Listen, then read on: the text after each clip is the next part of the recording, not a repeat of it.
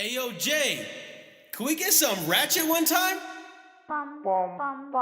Look, I don't wanna talk. How you try and press the kid and really you was soft. All you know is capping, homie, you don't know the law. Pedal to the metal, you ain't catching me in park. I just hit the stop, I don't wanna speak. Talking all that good, so I just hit you with the plays. Running up the score like Tyreek, I'm going deep. Watch me how I'm saucing, I be spreading it with ease. You gon' see the peace, you gon' see the flex when you hear these writtens. Trust me, you know the difference. I got a long ways to climb before you see a slippage. I see the process and the journey I'm supposed to be, but perplexed, cause I don't really see nobody close to me. Hopefully this ain't wasted and I know it ain't. You gotta take the time for seasoning to marinate. You need the patience under pressure just to detonate. I'm trying to blow up and these heathens need to get it straight. Gifted with a vision and precision, I'm just trying to make it high key. Might be breaking free like I was Zion in some Nikes. Tucked at the crib, bro, you know just where to find me. Making beats and spitting crack verses pretty likely. Yeah, socks with the burst, boy, I ain't changed a bit. Normal guy till I die, you know what it is. You probably thought I'd give up now that I got some kids, but really now I got these arrows aiming at your ribs. I don't wanna talk. How you try and press the kid and really you was soft. All you know is capping, homie, you don't know the law. Pedal to the metal, you ain't catching me in park. I just hit the stop, I don't wanna speak. Talking all that good, so I just hit you with the plays. Running up the score like Tyreek, I'm going deep. Watch me how I'm saucing, I be spreading it with ease. You gon' see the peas. Hey, please be on the notice, these my motives. Bought my chicken and it's rotis. You parsimonious, you take it all cause you a locust. My focus is to grow this mission. A visionary, get a dictionary. We here off the ribbon, we ain't sharing, we just caring. Let me speak it to the manager. We damage her, no you ain't messing with an amateur. I'm ramming, the competition ain't standing up. They fanning from left to right cause now they branded us. Now who that is? Mike Jones, they ain't want me now, they all on me. Got counterfeits trying to play me, I guess they thinking I'm Sony. These big head dummies showing up and out of their character. Homie, you need a price cause without it the squad ain't hearing you. Top of that, we ain't fearing it. We swinging for the fences with the sting of a left hook that connects with Sonny Liston. I'm dismissing any and all of the disrespect. Nonetheless, it ain't a threat, I'm just letting y'all know who's next. I don't wanna talk. How you try and press the kid and really you was soft. All you know is capping, homie, you don't know the law. Pedal to the metal, you ain't catching me in park. I just hit the stop, I don't wanna speak. Talking all that good, so I just hit you with the plays. Running up the score like Tyreek, I'm going deep. Watch me how I'm saucing, I be spreading it with ease. You gon' see the peas, you gon' see the...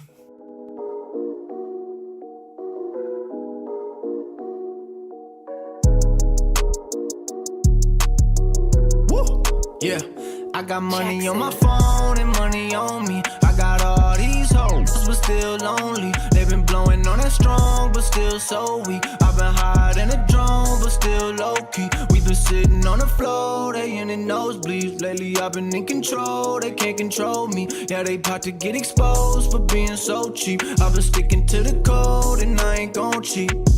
Yo, grew my hair and took the grill out. Think it's time to put it back in. Trying to get into that big house, turn the crib into the mansion. Needed something with that big bounce. You know I had to hit Jackson. Aaron Rodgers with the quick routes. I'm with the gang, we packing.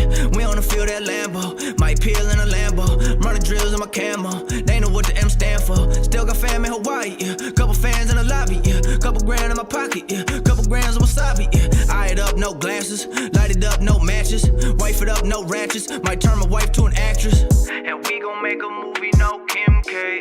Give a fuck about what your friends say. I got money on my phone and money on me. I got all these hoes, but still lonely. They been blowing on that strong, but still so weak. I've been hiding a drone, but still low-key. We been sitting on the floor, they in the nosebleeds. Lately I've been in control, they can't control me. Yeah, they about to get exposed for being so cheap. I've been sticking to the code and I ain't gon' cheat. I'm just sticking to the code, I keep it so G.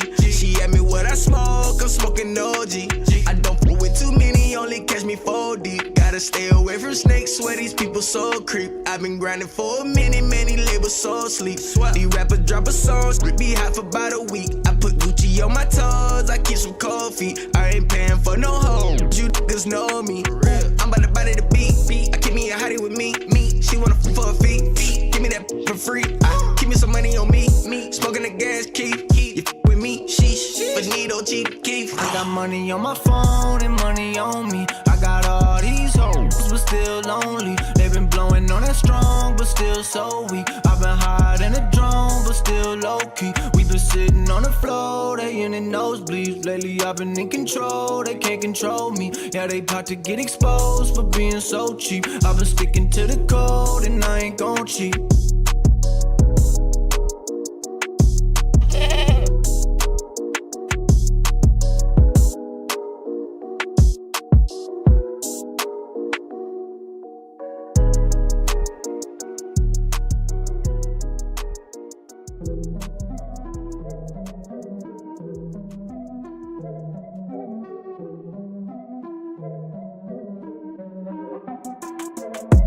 Here we go, at the top of the class on a roll, and it's time to run it up, yeah you know.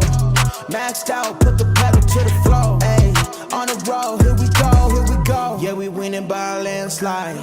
Never see me coming, I'm a landmine. Yeah, I ain't taking orders in command like, yeah, you about to see me on demand like, you know on demand. If you ain't know, you about to understand. Yeah, I got the team by my side, right hand. Yeah, take it to a string, you ain't seen it like that. Yeah, and it's the dream, and we coming for the bag. Yeah, and we ain't ever going back now. Future expedited, now we on the fast track now. They won't lend a hand, now they see us on the map now. It's time to act out. Here we go, at the top of the class on a roll, and it's time to run it up, yeah you know. Maxed out, put the pedal to the floor, ayy, on the roll, here we go, yeah, at the top of the class on a roll, ayy, and it's time to run it up, yeah, you know, yeah, maxed out, put the pedal to the floor, yeah, on the roll, here we go.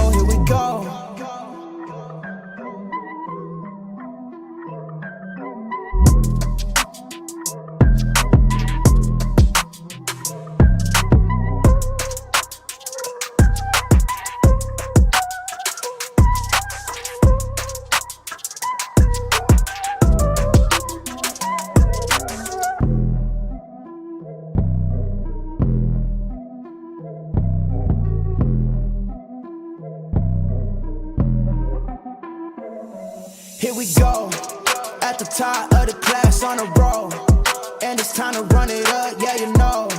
Maxed out, put the pedal to the floor, ayy, on the roll, here we go, yeah, at the top of the class on a roll, ayy, and it's time to run it up, yeah you know, yeah, maxed out, put the pedal to the floor, yeah, on the roll, here we go. Here we go. On a roll, here we go.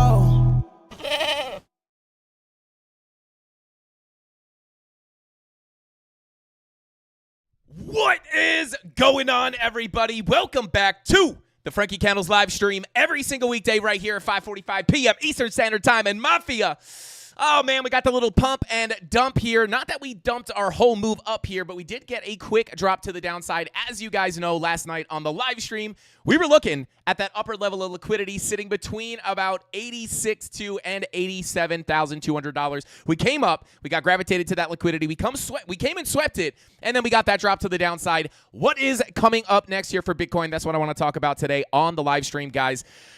Oh, man. We got mixed signals on Market Cypher B, guys. But I am going to talk about some key levels that I'm watching, some new ranges that I'm taking a look at, and kind of the key level of support that we must hold if we want to continue this local uptrend to higher prices, potentially targeting our local value area high, similar to the levels that we looked at last night. So shout out to the CandleMafia, guys. Thank you so much for tuning in. I appreciate every single one of you guys. Let's see who we got here in chat. We got Uncle Jesse, our like police, guys. Don't forget to smash that like button. If we get 1,000 likes on tonight's live stream, I think we did it yesterday.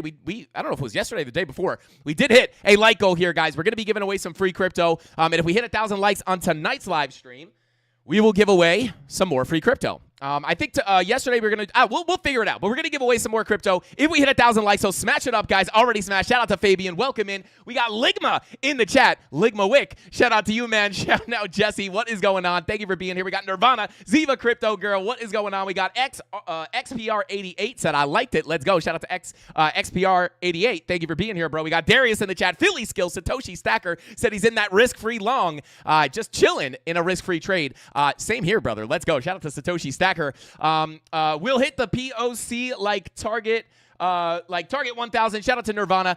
Yeah, I do have some key levels, guys. We do have a lot of confluence underneath us. We actually just front ran a very key level of support. So we're going to break down Market Cypher B. We do have some bearish signals, guys. Now, as you know, some of the Market Cypher B 116 strategies have been a little iffy lately, so I have been taking them with a little bit of a grain of salt, but you know that 4-hour 15-minute was what was able to get us into that long position, anticipating our trend to the upside to continue. But we do have some bearish Market Cypher B setups, but then we also have some medium time frame money flow coming up. We have some high time frame red dots printing. It is a little bit of a mixed bag out there, but we're going to take a look at the key levels, and hopefully that can kind of guide us on where price is going to go next, especially when we're taking a look at the volume profiles. Let's see. Shout out to Hollywood25 said, Frankie, send it up, please. Shout out to Hollywood. I'm going to try. Maybe we'll call Satoshi at the end of the stream here, guys. And let's see. Shout out to All Set, dropping the candles in the chat. What is going on, bro? Welcome in. Sorry, guys. I went long. We're all going to get wrecked. Shout out to Nirvana. It does feel like that sometimes, right? I know that feeling, bro. It's like, I went long. Probably going to be a sell signal. Trust me, man. I've been in that position, and it is crazy,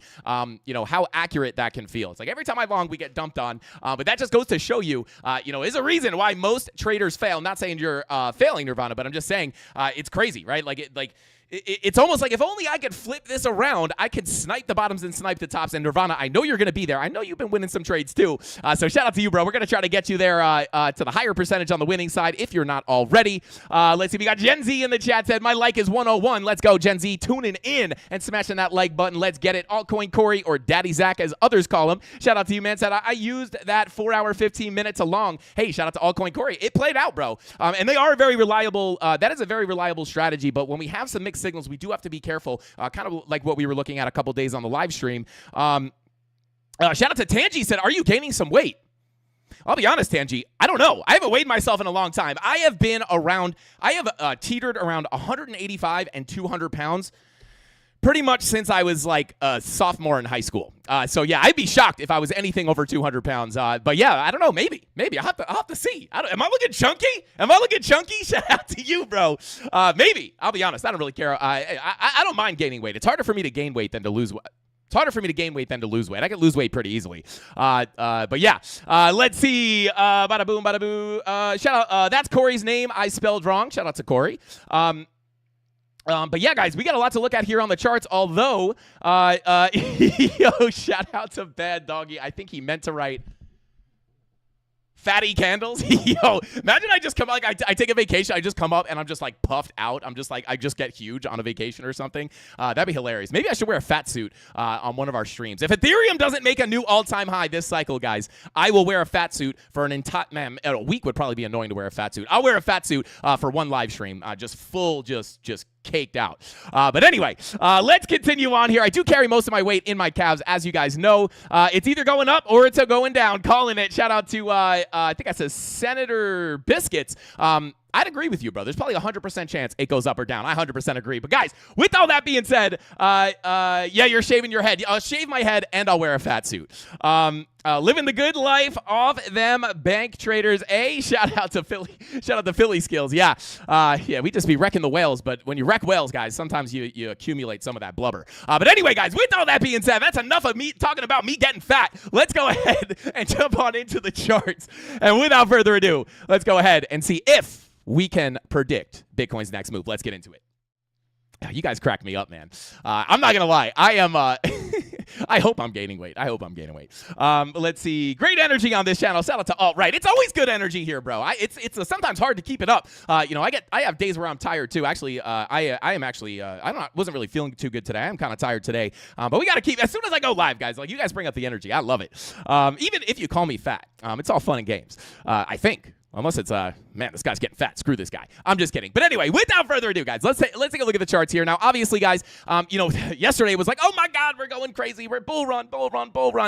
We knew that we had the liquidity sitting up here, guys. Number one, we looked at the market update earlier in the day before FOMC as we were bing-bonging around here saying, hey, guys, we do have some liquidity sitting up above this wick. We could potentially come scoop some of this liquidity. It is going to act as a magnet for price. And then shortly after that, bing-bong, we came up to that liquidity. We swept it. And then on the live stream, literally live, we were talking about that next area of liquidity, which was really sitting right here between about, I would call it about 86.2, leading all the way up to, I think I deleted these actual levels off the chart, so I'm going to have to redraw it, up to about $87,200, I think was kind of where we were looking at.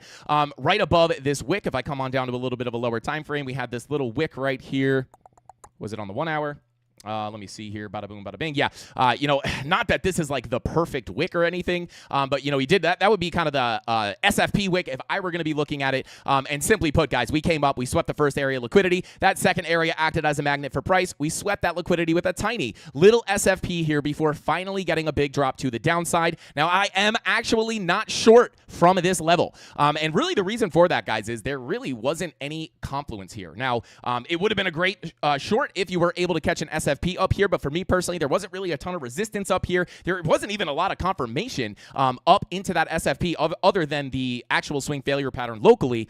So I am not short from this level, but that's totally fine. I do not mind not catching every single move. I spent a lot of time chasing trades in my day, and oftentimes it does lead you to getting wrecked, so I am totally fine missing out on this little move to the downside. I am still holding my long for much lower, so I am just sitting in that trade risk-free, hoping to potentially see that continue to the upside. Now, I'm going to cover some of the key levels here, guys, but I'm going to go over Market Cipher B first, and then we're going to come down here and talk about the new range that I'm looking at, which is somewhat new. It's really just an extended volume profile, but we do have a little bit of a weird situation down here. We got local ranges, we got previous ranges, and then we have full macro, I don't want to call them macro, but we have like full extended ranges.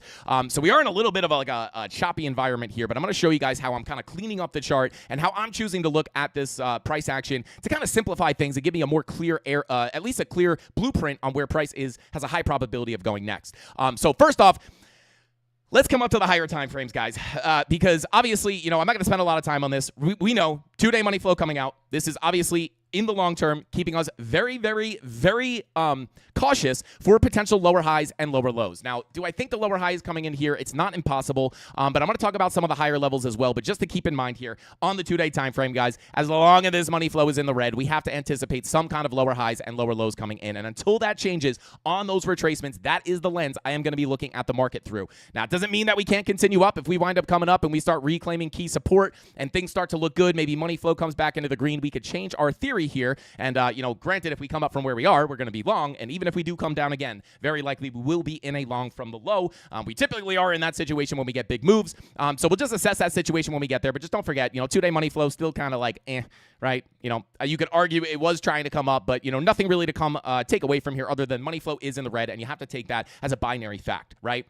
Coming on over to the daily, this VWAP has been above the zero line for quite some time, guys. So we have the daily VWAP starting to roll over here. We have about 2 hours and 3 minutes to print another candle. We'll see kind of how that develops. I would assume that probably it's going to roll over a little bit more. I don't think we're going to get the red dot unless we really start to tank here.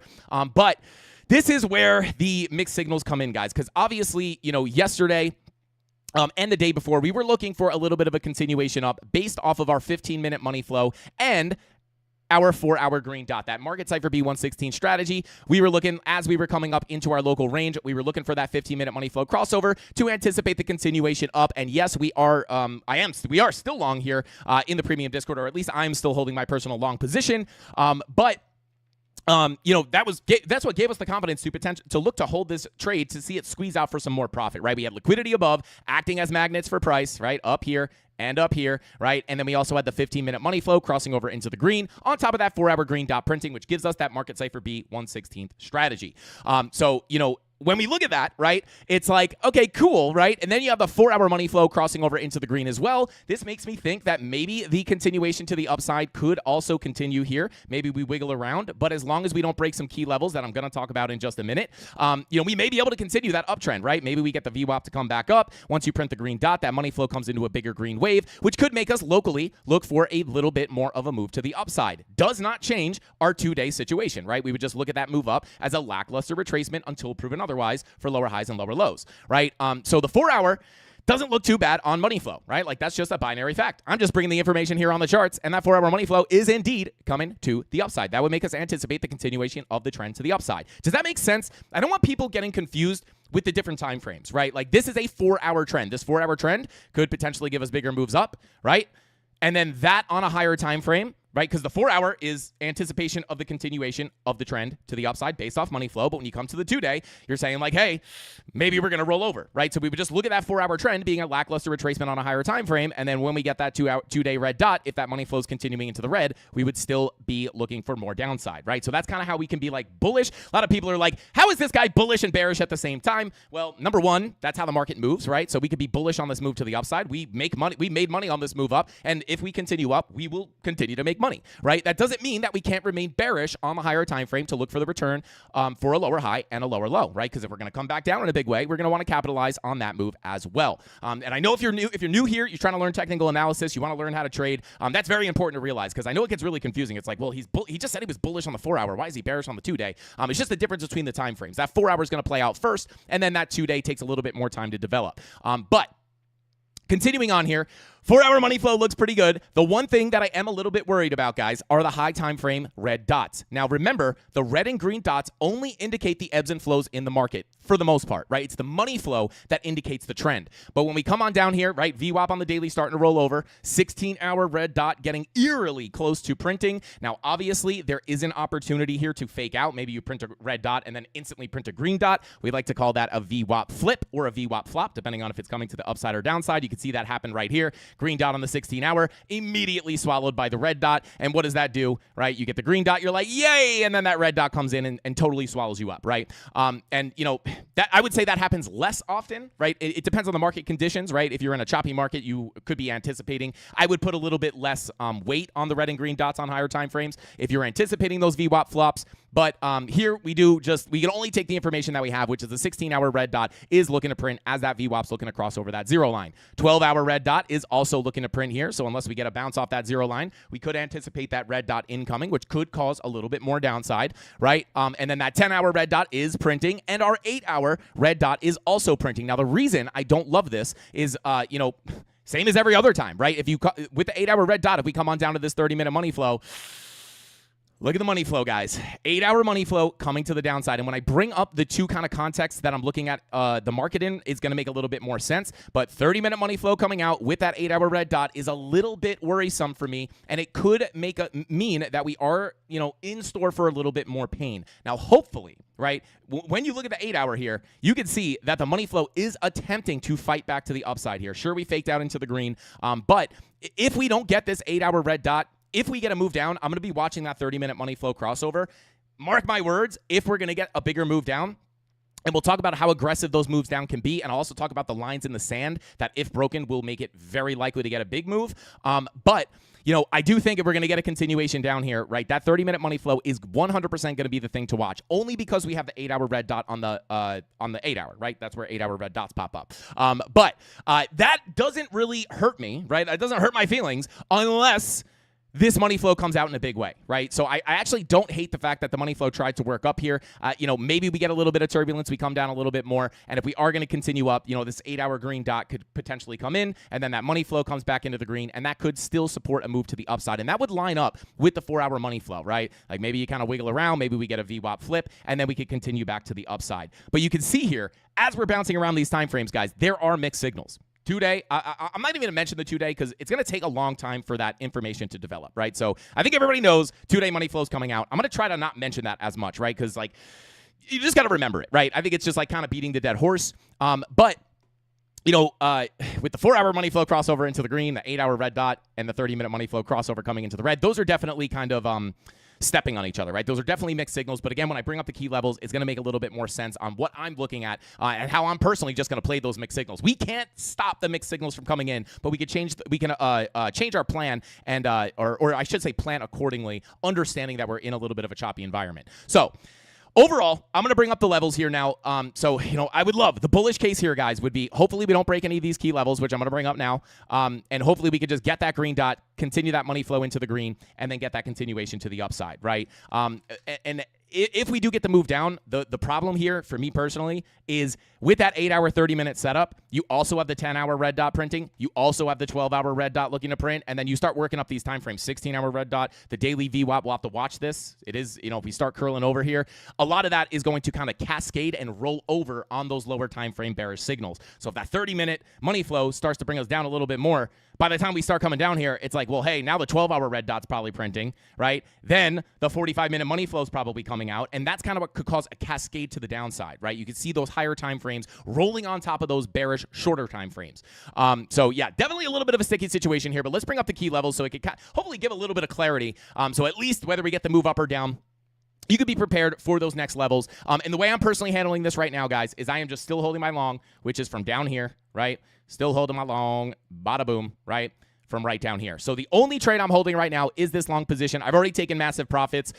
If we come down to some key levels, I may be looking to add to that position. But other than that, if we come down, I'm stopping out for almost all my profit, right? Like I've already taken multiple take profits out of here. As a matter of fact, I kind of hope we come down so I can add to it, because if we come up from here, it's not a very big position. So I'm kind of just letting this run until it gets stopped out in profit.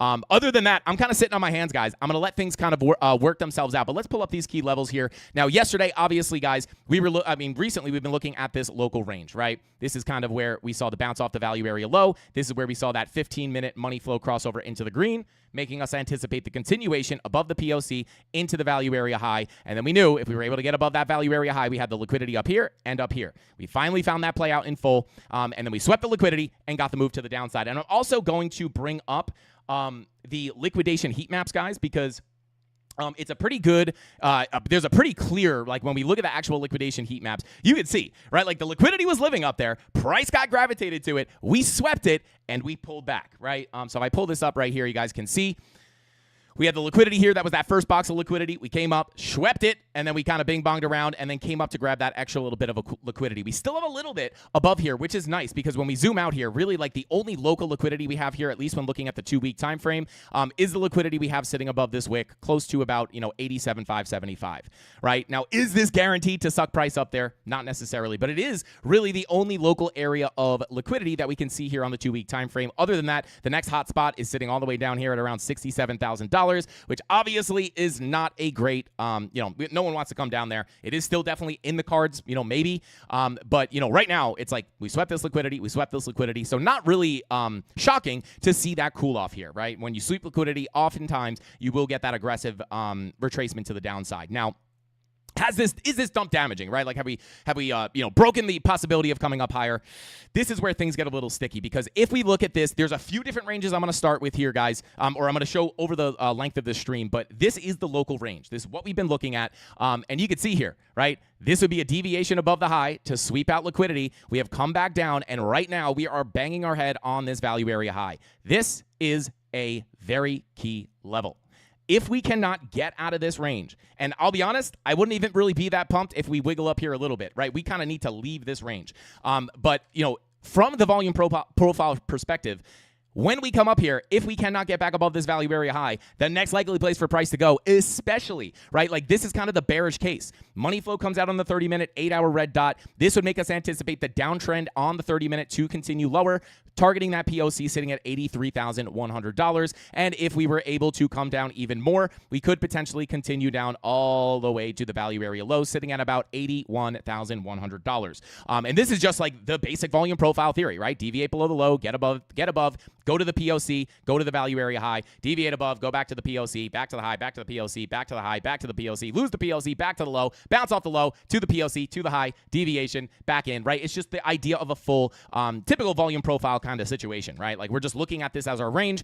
And to be quite honest, right, if we could find some kind of bearish confirmations here, it would indicate that, again, 30-minute money flow is definitely pointing towards this, right? If that money flow comes out and we're going to see that play out like we typically do with a market cipher B116 strategy, I think it's at least very likely to come down to the POC, and then you lose that POC, we could come on down to the value area low. That's simply what I'm looking at here on the lower time frames. And this is, to be honest, it's like not really a great look. Stuck under the value area low, 30-minute money value area high, money flow coming down on the 30-minute with the 8-hour red dot and high time frame red dot.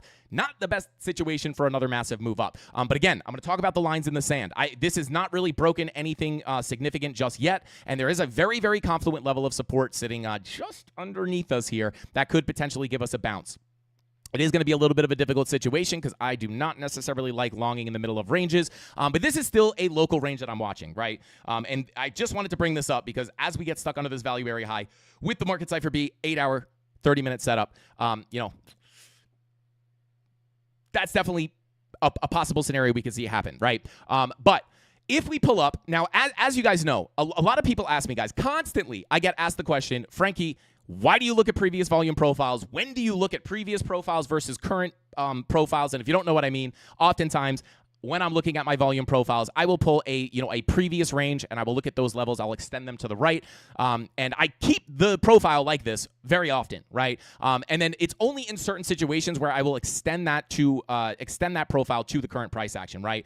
And this is not the actual range that I'm looking at. If we just look at it this way, you're still getting stuck under this value area high, which gives you the same levels that this is the one that we just looked at, right?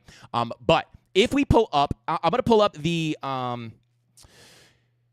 This is our previous range that I'm talking about, right? This is pulled all the way to March 8th, right? And then that's where I stopped the profile. However, if we extend this profile, as we have come out of this profile, hit our head on the low, tried to reclaim, lost it again, tried to reclaim, lost it again, and then finally reclaimed and came into the profile. This is kind of where I am like, let's go ahead and pull this to the current price action and see kind of what we're looking at, right? So if you're looking at the previous profile, we're at the value area low. But if we look at the current range, this is a really interesting situation because we actually have, if we are going to continue a trend to the upside, this is a little bit of a cleaner way to look at the price action because, at this point, right, we got into the range, tapped the low, tapped the low again, got above the POC, broke further into the range, and now we're above that point of control, right? We've broken above that point of control with gusto, and now we are living above that point of control. As long as we can stay above this POC, which again has a lot of confluence, I'm going to talk about it in a second, as long as we could stay above this confluent POC, right? We could potentially, what would we be looking at? Shout out to the CandleMafia. Let me know. What would we be looking at if we were just viewing this as a typical volume profile? I'll even hide all the nitty-gritty stuff here. What are we looking at, right? You get above the low, you flip the POC. This is where we look to start our journey, potentially to get up to the value area high, which is sitting at about $89,500. So this key level, POC, sitting at $83,130. This is a very key level of support. As long as we can stay above this level, and again, I'll bring up the other levels in a second, it's not just a POC, but we also have a lot of local confluence in here, which would make it very important to stay above in order to continue our trend to the upside. But in simple terms, I know it gets a little bit confusing when we look at golden pocket and POC. All this stuff all put together gets a little bit confusing, anchor VWAPs. But when we just look at the volume profile, we bounce off the low, flip the POC, came up, and now we are above that POC. So as long as we stay there, we could keep the door open to that value area high. This is kind of the scenario that the 4-hour is pointing towards. But we have to see how that 30-minute plays out because that bearish setup on the 30-minute, if it gives us that big dump to the downside, I mean, sure, it kind of breaks the idea that we're going to hold above the POC, right? If we put in a lower high, right? Lower low, lower high, right? Even if we come down to this value area low, sure, it kind of defeats the purpose of being above the POC and coming to the high. But you could still just look at this profile as like, hey, now we're at a value area low. We could potentially look for longs at this level. But obviously, we have to assess the situation there. But this level is very important. Number one, POC the range. Number two, this is the golden pocket the POC is in confluence with the golden pocket of this most recent low to the current high.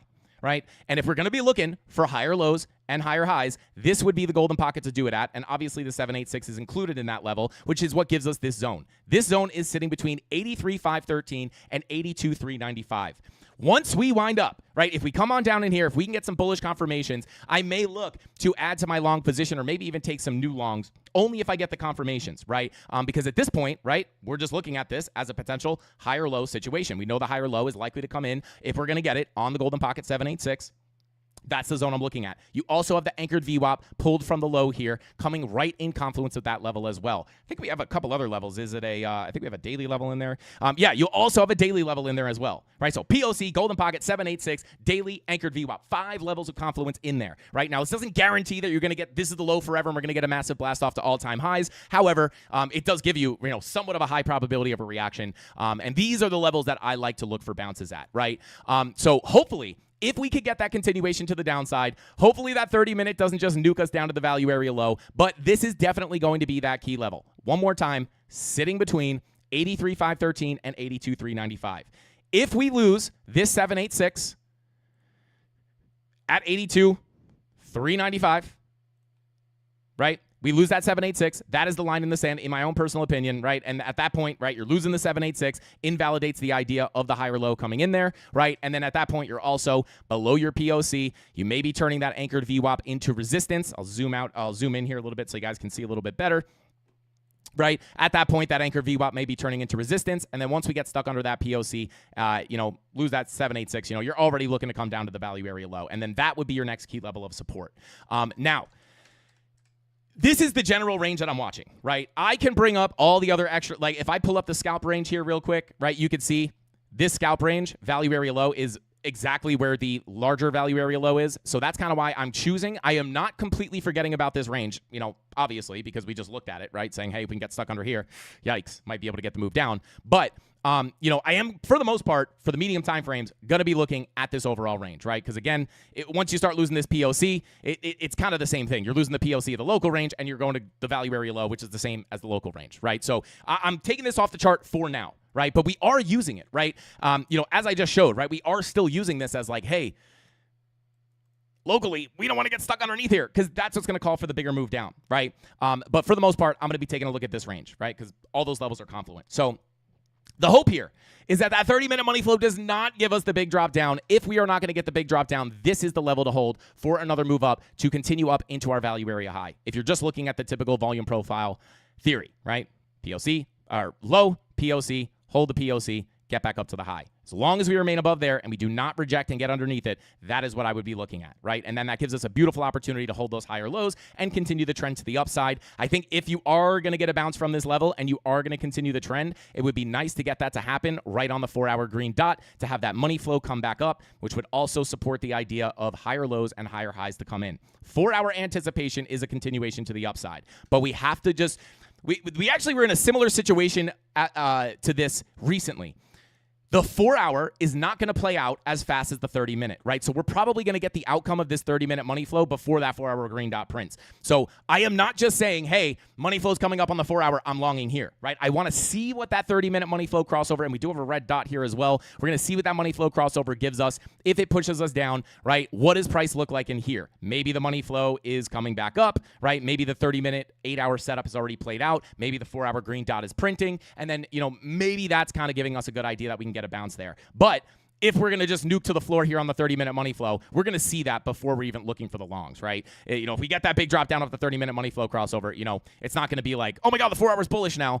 This is going to play out first. So I'm going to wait to see what this 30-minute money flow gives us and see if it can push us down into this level. Hopefully we don't lose it. If we lose it, right, there's going to be no reason to take the long or add to the longs, and we'll just wait for the lower levels. Now, one more honorable mention. I don't know if we're going to come all the way down here if we do get the drop, but if we pull from the low to the high here, there is a little bit of confluence down here as well, right? We have the value area low. This daily down here is like somewhat tapped, but you do still have a daily down here. So you have your golden pocket from the full low at about 76,539 all the way up to the high here at 87.5. So your golden pocket and your value area low are confluent down here. So this is just some other key levels of support below. If we lose the 786, you do have confluence down here. So I will be viewing this as a volume profile. We come back down, maybe we can look for potential longs at the low. And then again, if we want to go ahead and hide the current range and then reopen up the local range, it's like, well, hey, we're just deviating below our value area low. If we could reclaim, maybe we just range around here, right? We already went from the low to the high, from the high to the low, from the low to the high, from the high to the low, right? So I am going to be looking for longs down here if I get confirmations. If not, this is where things get a little bit sketchy, guys. This is that's kind of the last level of confluence support, right? If we start breaking down below here, 786 daily, this is a level we've been looking at for quite some time. Right here, sitting between 79K and or 78.9 and 78.5. This daily 786, guys, is the line in the sand. If we lose that 786, just like this 786 is the line in the sand to call for the move to the value area low, this 786 is / daily is the line in the sand to call for a drop down to take the lows here into our more key higher time frame support, which sits all the way down here with our daily and weekly naked points of controls. I'm not even going to spend a lot of time on this because we brought this level up 1,000 times.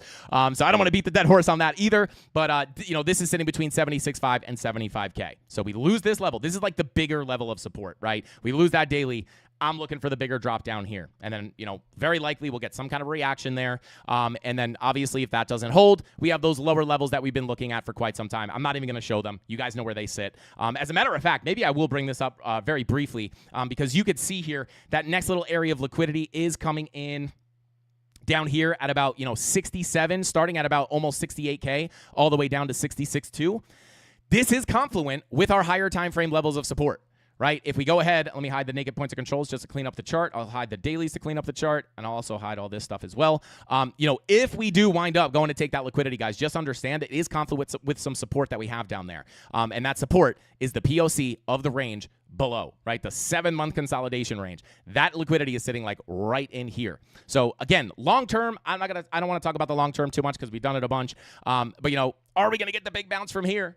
Right? Or are we going to, lose the lows here and come down and tap this bigger golden pocket / POC / weekly naked point of control? We have a lot of confluence down here. And now we can see that we do have liquidity down there as well. Just like our first kind of scenario here, if we got a bigger drop out of this range was, hey, let's go to between 80 and 75K on our big golden pocket that we have down here. See if we can put in the higher low to continue up. If we lose that zone, right? And I think we all know what Fibonacci levels I'm talking about, right? Just get rid of this, get rid of this, get rid of this, get rid of this, right? Everybody knows we're talking about this golden pocket 786, right? We talked about this all the way when we were over here. If we get the bigger drop down, guys, we could put a higher low on this zone, right? Golden pocket 786. That's the high probability area to put in a higher low and continue to the upside. If we don't put it in here and we lose it, we could be coming down there. And I will say there is some liquidity there, right? So we just don't know. At this point, it's very hard to say. 2-day money flow is kind of saying retracement, lower lows, and then maybe we get the bounce later, right, after coming down lower. But, again, we have to let that kind of develop because it takes a lot of time. So there you go, right? I don't want to spend too much time on the higher time frames, but just understand, just because we looked at that liquidity is sitting down here between the POC and the value area high, that previous range, right? And we know liquidity acts as a magnet for price. And for what it's worth, I'll be honest, it's there was more liquidity up here than there was down there. So I'm not saying, oh, my God, there's a ton of liquidity down here. We have to go get that. By no means am I saying that. I'm just saying if we get the bigger move down, understand that liquidity is there. You might want to write it down, mark it off on your chart, right? I know it's here because I have the blue box labeled and I look at the heat maps every single day.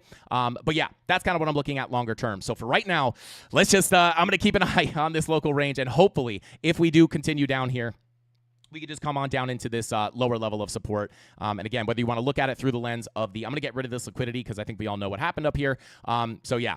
We'll see. Locally, that 30-minute money flow crossover into the red, we have to be careful to come into this range and potentially fill it in full. If we do come down and we come into the key levels of support, into this box, you start putting in bullish confirmations. I will look to add to my long to eventually get a bounce back into the value area high. And it's a bit of a difficult situation, guys, because I don't really like taking trades in the middle of a range. And when you look at the local range, it's like, well, hey, you're going to have to long the POC. I don't like taking a long on the POC. And although this doesn't change the fact that this is a POC and I am technically longing the low of middle of a range, when I just look at it in this context, it's a little bit better, right? Because I'm not looking at this as like, oh, let me long here. I'm already long from down here. And now that we're above the POC, I'm just going to add to that position because in this context, the anticipation is stay above that POC, go to the value area high.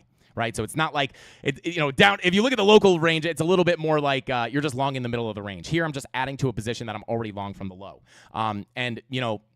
Yeah, that's what I'm looking at. And you're also not longing directly into resistance, right? Here, if you add to your long here, you have a nice ride up to your value area high at 89.5. When you look at the local context here, it's a little bit different, right? You're kind of just longing into immediate resistance, right? So the situation is still here. But again, I am keeping my focus on the larger range for the bigger move. Other than that, we'll just see. I'm going to watch this lower range in terms of the 30-minute money flow, which, let's see, is that 30-minute red dot printing just yet? There it is in all of its glory. We'll see. If we're going to get the drop down, we're looking for that 30-minute money flow crossover into the red. And I think that's really what's going to start the bigger drop down. So there we go. Let's see. Rob is spamming. Shout out to Rob the Crypto Snob. What is going on? He said liquidity. Shout out to Rob the Crypto Snob. Can't we pin my message to the top? Shout out to Uncle Jesse. Yes, yeah, sure we can. I don't know what message. Where we at? I don't know what message. Ban Rob. Get him out of here. Shout out to Rob the Crypto Snob. Send him to the YouTube jails. Let's go. 2X Frankie. Shout out to Kalia. Wow, listening to me in 2X, bro, is that is a challenge. That is only a job. Only a challenge the bold will take on. Bada boom for about 5 minutes, but I gotta pin other stuff. Oh, there. Shout out to Tony. I was gonna say, yeah, until Tony needs to pin something, pin Uncle Jesse's messages. What's the market cipher sale code? Shout out to Regular Guy Trades. Apparently, on their website, they have a deal for 50% off. So just go to their website. If that sale is over and you can't save the 50%, then you could use our code if you want. MC Frank 20. It'll save you 20% on market cipher. But if you can get the 50% code on their site, go do it through there because obviously you'll save way more money. But I think someone said that sale is over Friday, so I think you do still have a little bit of time to get in there for the 50% off. So yeah, that is what we're looking at here. Shout out to Mark Dutch said, missed you too, Ninja. I'll be more active in a couple of weeks. For now, too busy doing home renovations at the moment. I miss all the live streams and Discord fun. Shout out to Mark Dutch. Hey, Mark must have made money on the last pumps. If the bear market's here, it looks like Mark made some money doing some renovations to the house. Shout out to Mark. Welcome in, Codon. Thank you for being here, bro. Welcome in. Listening to Frankie and 2X would give me serious anxiety. Shout out to Corey. Yeah, I don't blame you. Sometimes I talk to Mrs. Candles and she's like, dude, calm down. Shh, speak slow. And I'm like, okay, sorry. So anyway, I was live and I just go nuts again. I'm a high energy person. I'm super high energy on the live stream, obviously, but let's see. Hey, shout out to Marquez said, yo, Frankie Candles, thank you for the knowledge. What are your thoughts on Link? So yeah, I am going to see we're going to take a look at the altcoins here, guys. I'm going to take a look at Ethereum. I'm going to come on over to our other chart here. We'll take a look at Ethereum. We'll take a look at, even Ethereum, right, guys? When we looked at this on the live stream, right over here, I believe. No, hang on a second. Maybe I'm tripping. Okay, never mind. Yeah, so during the live stream, we were coming up to hit this 786. Obviously, this was our key level of resistance. And just like Bitcoin got the rejection from the liquidity, I almost said 786. Ethereum got the rejection from the 786. So yeah, we'll take a look at Ethereum. We'll take a look at XRP. We'll take a look at Solana. And we'll also keep an eye here on Bitcoin and see if we can get accepted into this range and get the bigger move down towards that POC. And look at that. Look at that. I will say that's pretty smooth. That's pretty smooth. I may take a shot at that short position. Hashtag not a signal. Hashtag not a trade signal. Ever. Never a trade signal, guys. I'm just saying I might be interested in taking that trade.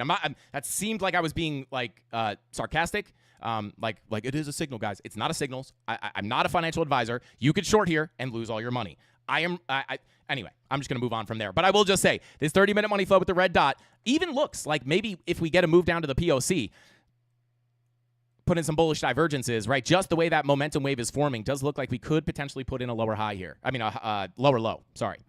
So we'll see.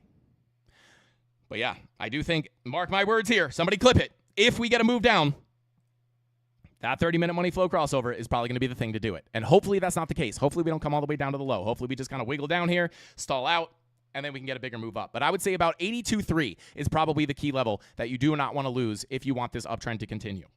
Locally. So there we go. And yeah, if you guys want to see your favorite altcoins, drop them in the chat right now. Rob the Crypto Stomp will count up the votes and let us know what we're looking for. Rob, let's do like 2 or 3 requests, and then I'll just freestyle the rest. When are alts going to explode? Shout out to Magma. I'm going to answer this question the same way I answered it the other day. When we get QE. It's impossible to predict exactly when that will happen. You could obviously make some educated guesses, but until we get the QE, guys, we are very, very likely not going to get an alt season. Right now, whether we bounce from here and then eventually QE comes in and then the alt season happens. But I'll be honest with you, taking a look at the Bitcoin dominance here. It's Bitcoin.D, not Bitcoin, D, guys. But yeah, looking at the Bitcoin dominance, what's going on here? We're just working our way up. As you guys know, until we break down from this golden pocket / value area low or approach key resistance, this is what we need, right? Like what we don't want is Bitcoin dominance coming up, right? Now we're getting on top of that golden pocket. There's no way to just be like the altcoins will explode here, right? On this day, it's very hard to say. You can make predictions. Maybe you wind up being right. Maybe if I picked a date, I could probably maybe be right. But for me personally, we need QE and we need dominance to come down, right? And that's just like the fact of the matter. And I always say this. I'll say it very quickly for what it's worth. If we approach this POC, I will be paying attention to the alt charts, right? Like for me personally. Even with the macroeconomic situation, obviously we need the QE for alt season. This has been a condition that's been met in every single other bull market, right? But if for me personally, I am almost 100% a technical trader, right? So it's like even with news, even with everything that everyone pays attention to, Show me the charts. I will tell you the news. I don't even really pay that much attention to the news because it doesn't really matter for me as a trader. Obviously, not 100%, right? Like, obviously, I wouldn't recommend, like, trading FOMC. It's very risky, right? It's very volatile. But at the end of the day, right, it doesn't matter what the news is, right? Like, when I long down here for a reason. We talked about this yesterday on XRP, right? We were looking for the bounce on the deviation below the low. We anticipated a flip of this value area low to support, a move to the POC, and eventually a flip of the POC to move into the value area high, right? So we were looking for the moves up here on XRP. And then where'd you get the news? You get the news all the way over here.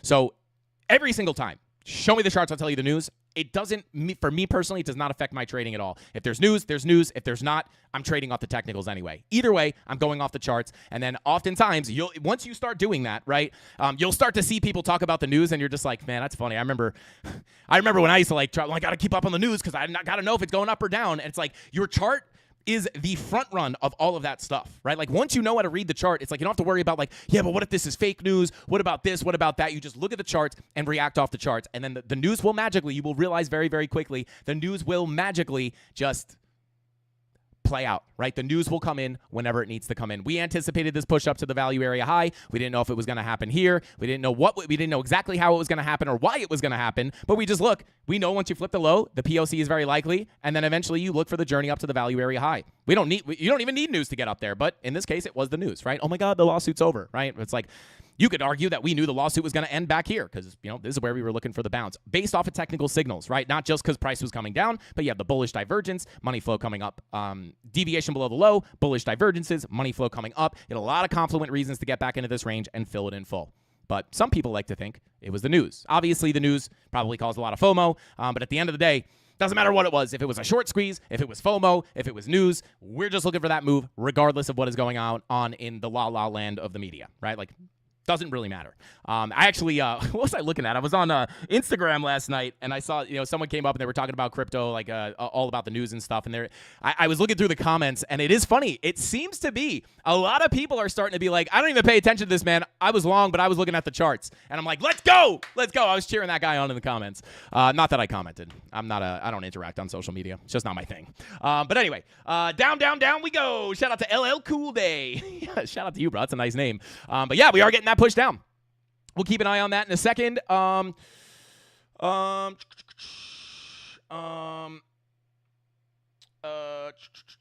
out to Mark Dutch, said, I just hit it. I'm not going to say that other word because I don't know if YouTube's going to shadow ban me if I say that word. I'm like scared of YouTube. YouTube, don't hurt me. Shout out to Mark Dutch. Crazy how that winds up being like a controversial term, even though it's just like a medical term. But anyway, let's see.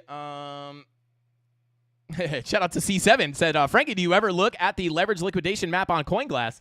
Shout out to C7. I assume you just tuned in. Funny enough. High block capital, I think my thing expired. I have to renew my thing. So I've just been using CoinGlass in a pinch, and hilariously enough, I actually just brought this up on on today's stream, looking at the heat map on CoinGlass. So yeah, absolutely. They're very similar. They're not exactly the same, but they are somewhat similar. So if you don't have access to like something like paid like High Block also offers a ton of other tools that I like to use. But yeah, CoinGlass is great in a pinch. It's totally free. I think you have to make an account to use all the features, but it's a free account. I also have no affiliation with them. So it's the same thing with Coinalyze. It's just like a great free tool that you can use. It's like zero strings attached. Make a free account, and then you can use all the awesome tools. Let's see.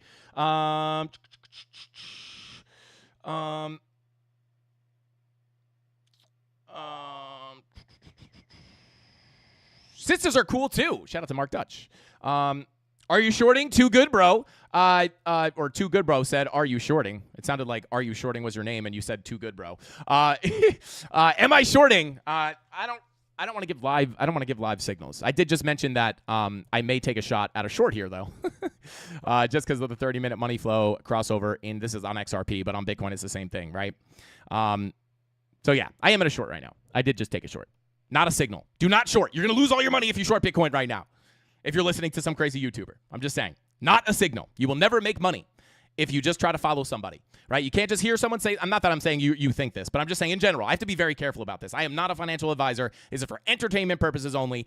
Do not copy trade me. Do not copy trade anybody. right? It's not a profitable way to trade. You have to have a trading plan. You have to have a full understanding of why you're going short, not just because someone told you to, because even if they're right, you are probably going to lose your money anyway, right? Because you're not going to know how to manage the trade, even if we come down here, right? Maybe I understand that I have a take profit here and you don't know that, right? And then it comes back up and you're like, what the heck? I shorted and then I lost all my money.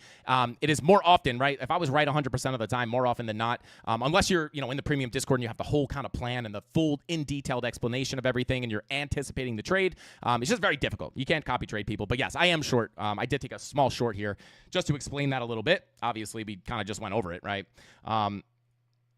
Right? If we get stuck under this value area high, we've broken back down into the range. Bearish retest on the value area high. My anticipation is we could come down here. But please understand, guys, if we rip up here, I am not going to get wrecked. It is going to be a very small loss.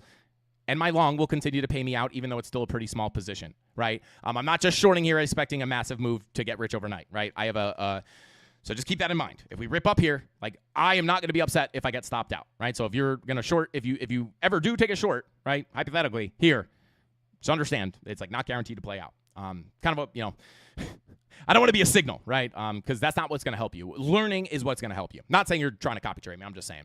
Some people are just genuinely curious. So I am holding a short right now. Bada boom. Up $66 right now, guys. But we'll see.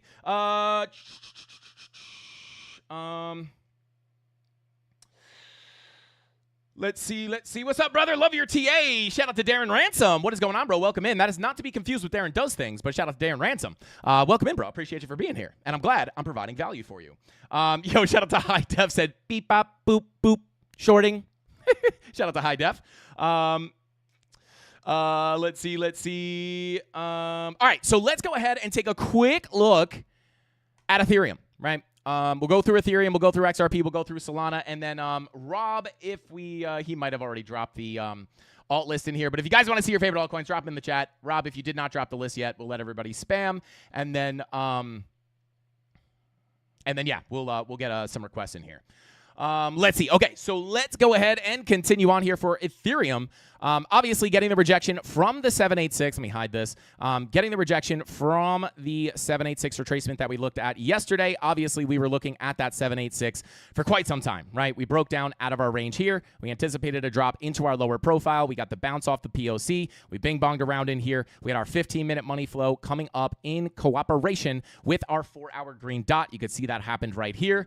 Go over to the 15-minute. You can see 15-minute money flow crossover was happening at the same time, in which case you can anticipate a potential breakout. If we got the breakout, the next two targets were going to be the golden pocket and the 786. Now, just understand, this is why a lot of people lose their trades, right?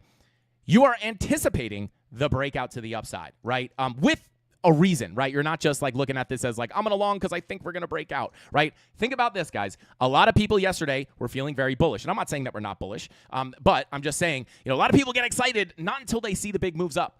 All these people that were longing in here and all the people that were FOMO longing on the move up all got wrecked, right?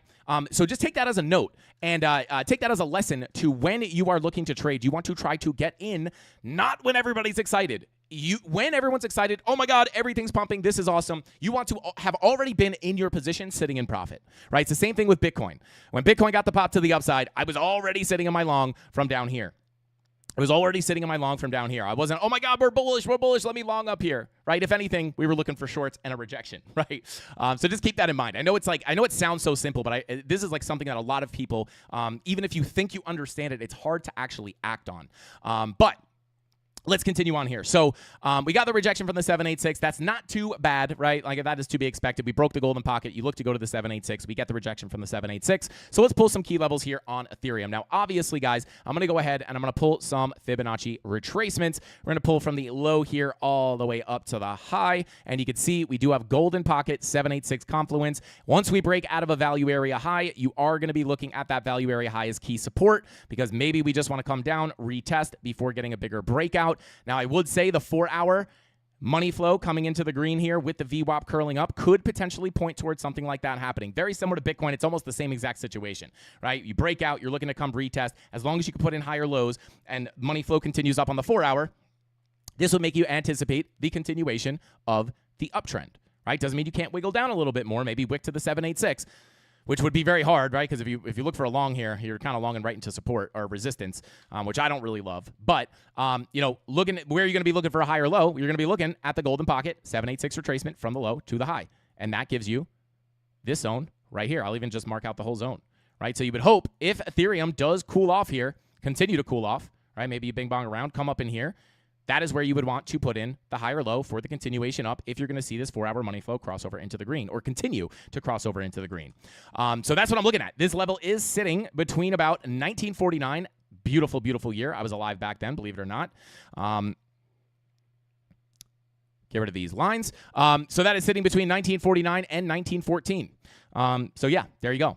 Come on down there. That would be your key level. Once you break down below that 786, I would argue that it is probably more likely to come back down and test your POC. Once you lose the POC, that's where we're probably going to get a bigger move to the downside. So those are the key levels on Ethereum. POC sitting at 1851, and then locally you would hope that you can hold this kind of local level of support for the higher low and the continuation up. Also, not just for a random reason, right? It's because that 4-hour money flow is coming up. However, if we look at the 8-hour, you can see, 8-hour red dot is confirmed, which is a little better. Right, money flow crossover into the green, but that 30-minute money flow is already, or the 8-hour green dot's already confirmed. So it's not as perfect of a 8-hour, 30-minute setup that like we're seeing on Bitcoin right now. So I would argue that it doesn't really look as bad, but we do have to be careful, right? Daily VWAP rolling over, 16-hour red dot printing, 1-hour money flow, kind of choppy here. It was coming out, now it's coming back up. So we'll see. If you continue back down, that is 100% the level to look at. 786 at 1914 is the key level that, if lost, would call for more downside. And I would even argue here, if we pull up a different chart, let me pull up a clean chart here real quick. Come on. Get a little bit of a... Interesting. This was not a range that I was looking at, but yeah, you could see here. This is old, right? But you could see this is our old bear market profile down here. Get the drop down, potential bearish retest would bring us down to that bigger key level, which on the other chart is really the value area low 786. This value area low 786 is the same thing as this POC 786. Very, very similar levels. So when we look at it like this, yeah, kind of hard to say. But yeah, I get stuck onto that value area low. This isn't what I even wanted to look at though. So let me get this off the chart real quick. Because what I want to look here on Ethereum is I just want to break this down into some local. I'm going to break down these local levels, right? So the way I would probably look at this is pull this range right before the breakout. Mark this out like this, right? Bada boom. Grab your horizontal ray, get your high, get your POC, get your low. Bada boom.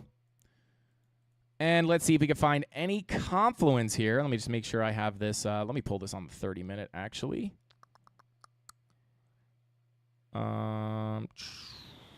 Okay.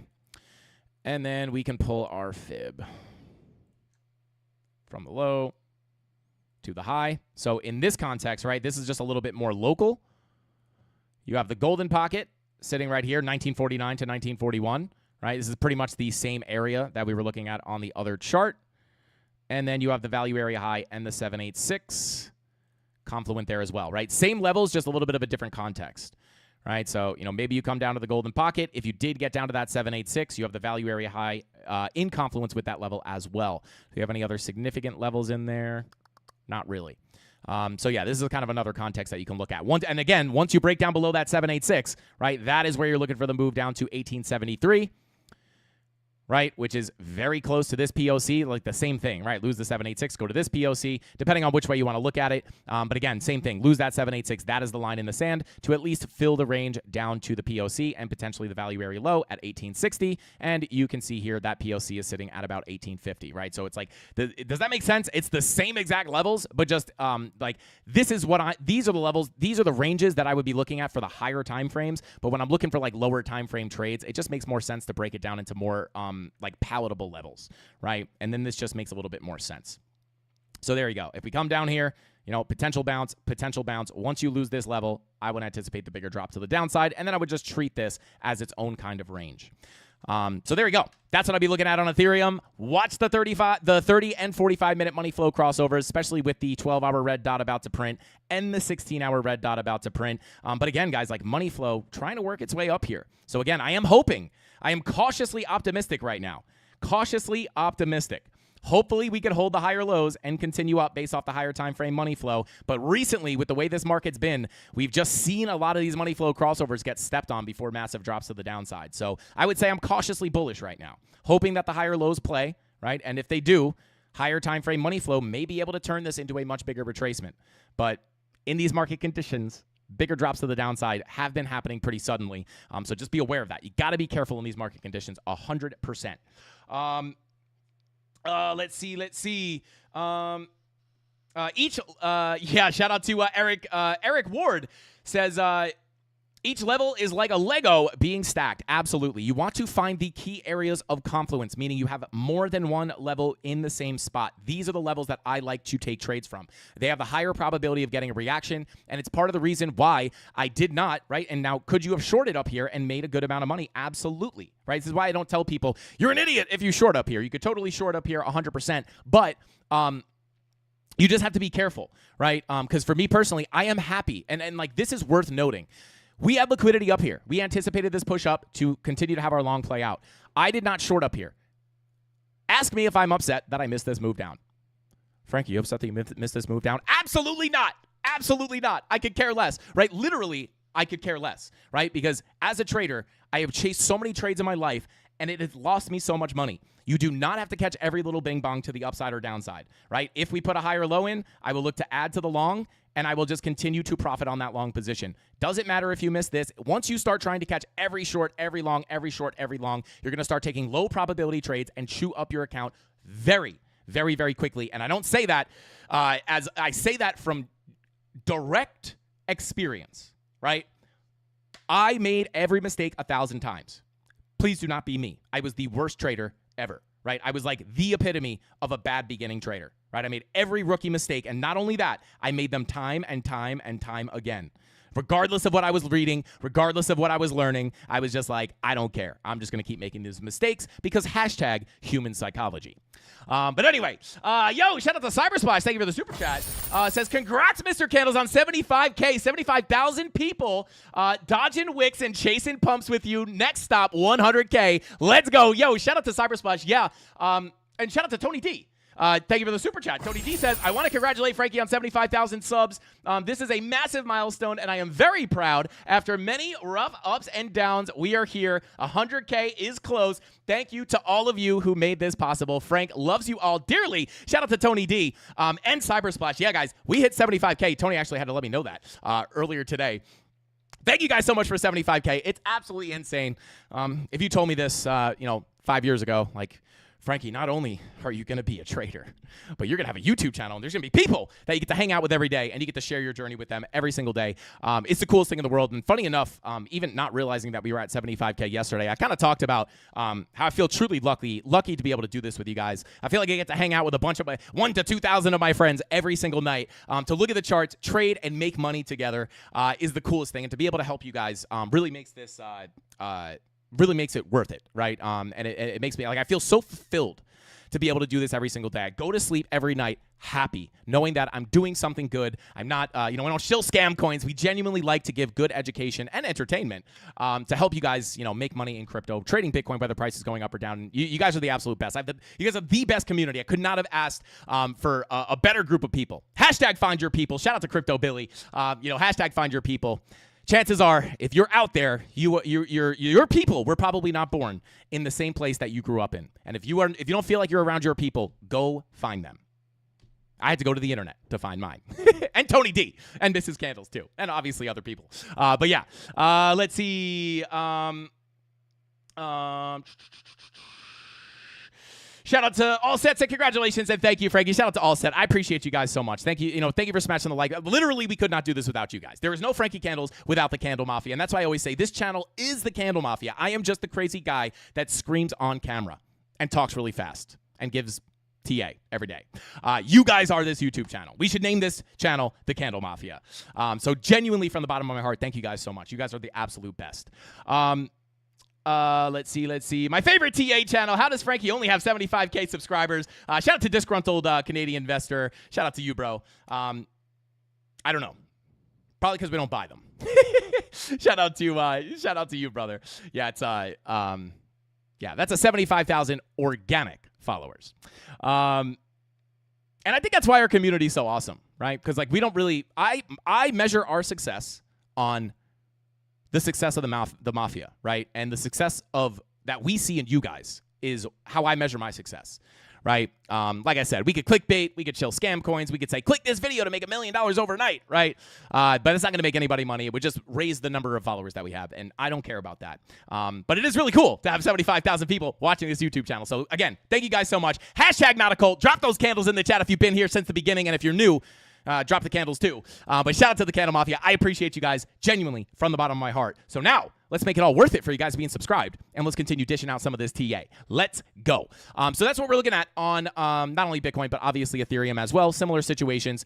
So yeah, we'll see what happens. Are we going to get stuck in this volume profile, or are we going to bing bong back to the downside? We'll see what happens. Maybe I'll stop out of that short and we'll continue up. Not a big deal. I would be more upset about not being able to add to my long position if we just yeet up out of here than I would be if I get stopped out. Like, I don't care about getting stopped out. I'd be more annoyed that I wasn't able to add to my long position. So we'll see what happens. Got the 45-minute red dot printing as well. 30-minute, 3-minute money flow crossover into the red. Yeah, we'll see. I mean, let me go ahead and check out. Let me see something here.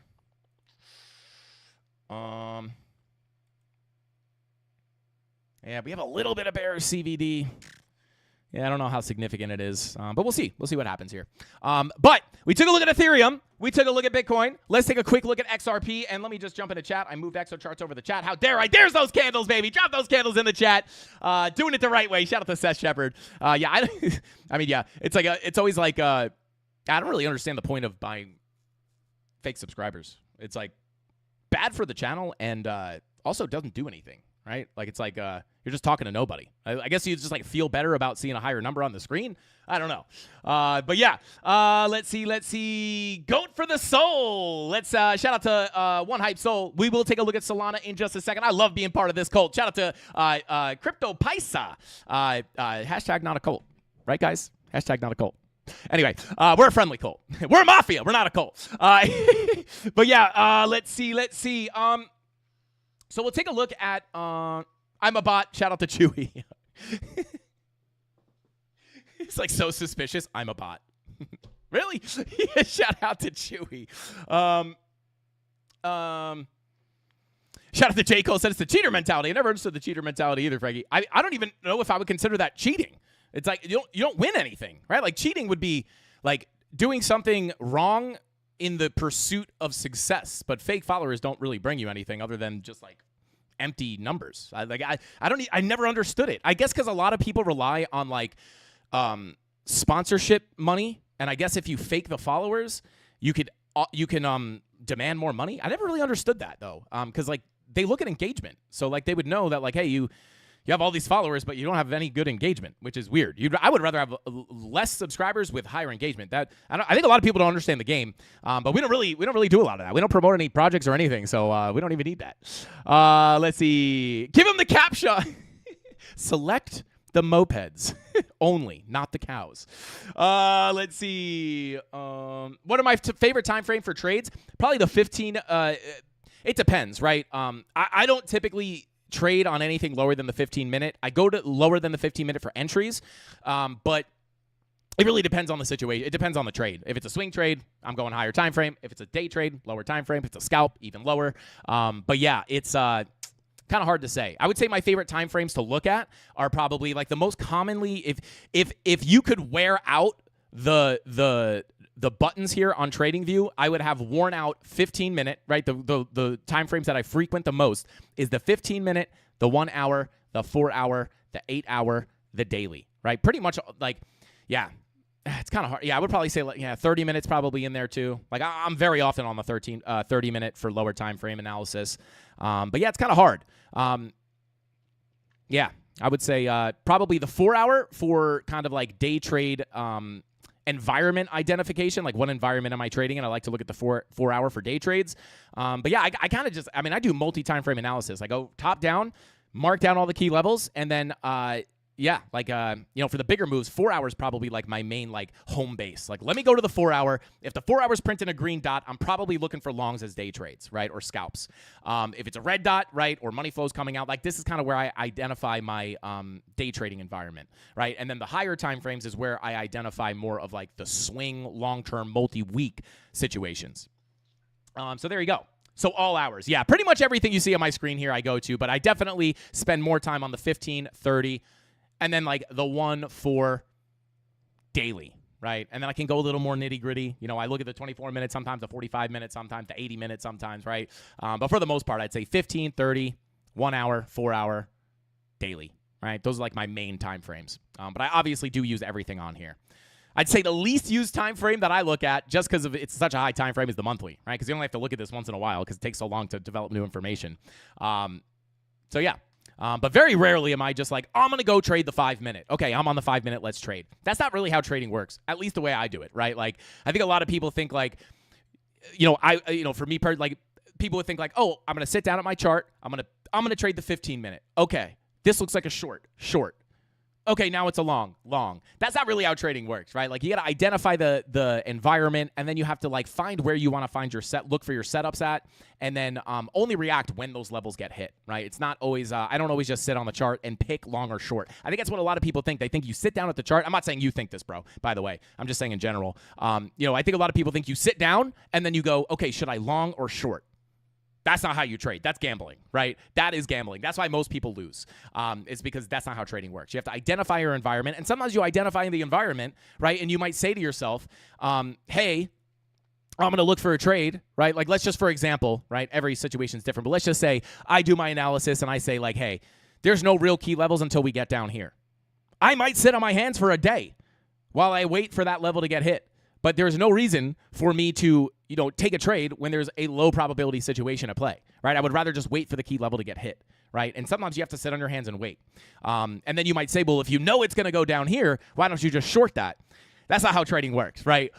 Because you don't know, right? Like, if there's no key levels to short up here, I mean, granted, I am short right now, but, if there is no reason to short up here, you could still anticipate a potential move down without having enough confluence or setup to actually take a shot on it. Right? It's like up here, right? Like, sure, we got a sweep of liquidity, but there wasn't enough confirmation for me to take the short. If I had to guess, I would have guessed that price would probably go down, right? And then people would be like, well, why don't you just short it then? Because there was no actual setup. You have to stick to a line of rules, right? You have to stick to your system and only take trades when the setup is there. And for me, even though it was likely that we were going to continue down, I didn't really have an entry signal to get into the trade. So I simply sit on my hands and I wait for the actual high probability setup. So kind of hard. Yeah, I don't know if I have a favorite time frame.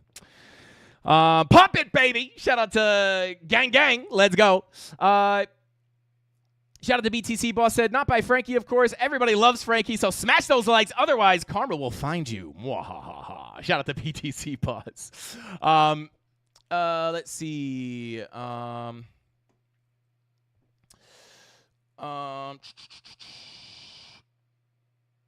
Okay, so let's continue on.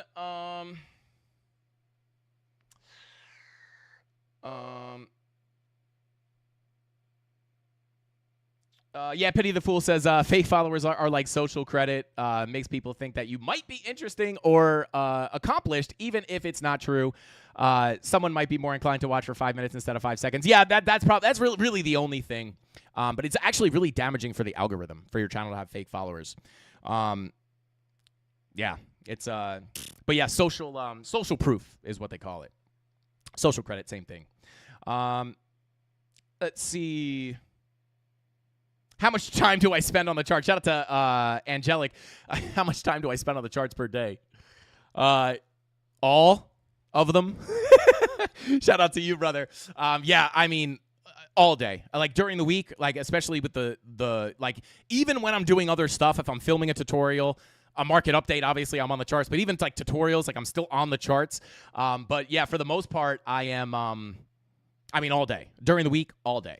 And all night, honestly. I was actually trying to do the math with Tony D. We were trying to predict how many actual we were trying to predict how many hours I've actually put in the charts over time, and we tried to add it all up, but it's very difficult. But I've done like just on the live streams, 2 hours a day, 5 days a week, about like we add all that up, and then that doesn't count all day and all night, and then like all the many years before I had the YouTube channel. It's a lot. It's a lot. But I probably stare at the charts more than a lot of people, more than I probably even need to. 10,000 hours. Yeah, shout out to Tyler Durden. Yeah, it's definitely at least 10,000 hours. 10,000 hours is actually harder to come up with than you would think. Like I trade full time and work on a crypto YouTube channel full time. And like 10,000 hours is a lot of time. I'll be honest, when we started to estimate, I thought my estimated number was going to be way higher than it was. But anyway, let's continue on here. We're getting sidetracked. Ethereum we took a look at. Bitcoin we took a look at. Let's take a look at Ethereum real quick. Bada boom, bada bing. That's XRP. That's not what we want. Solana. There we go. So yeah, Solana back down into value area low, guys. I'll be honest, like this is just kind of still in the same situation, right? Key level here, value area low, $1, 126.71. You know, if we lose this, do I think that means we're going to instantly drop down to our next profile? Not really, but that is definitely going to be your key level of support. If we pull our fib from the low to the high, yeah, so we're coming down to our golden pocket right now. So I would argue like this is your level that you want to stay above, right? You lose the 786, you're probably going to come down a bit lower. Pull this range really quickly. Just take two of these. Yeah, so I would probably view this like this. You wind up losing that 786. You may want to come take the lows, to be honest.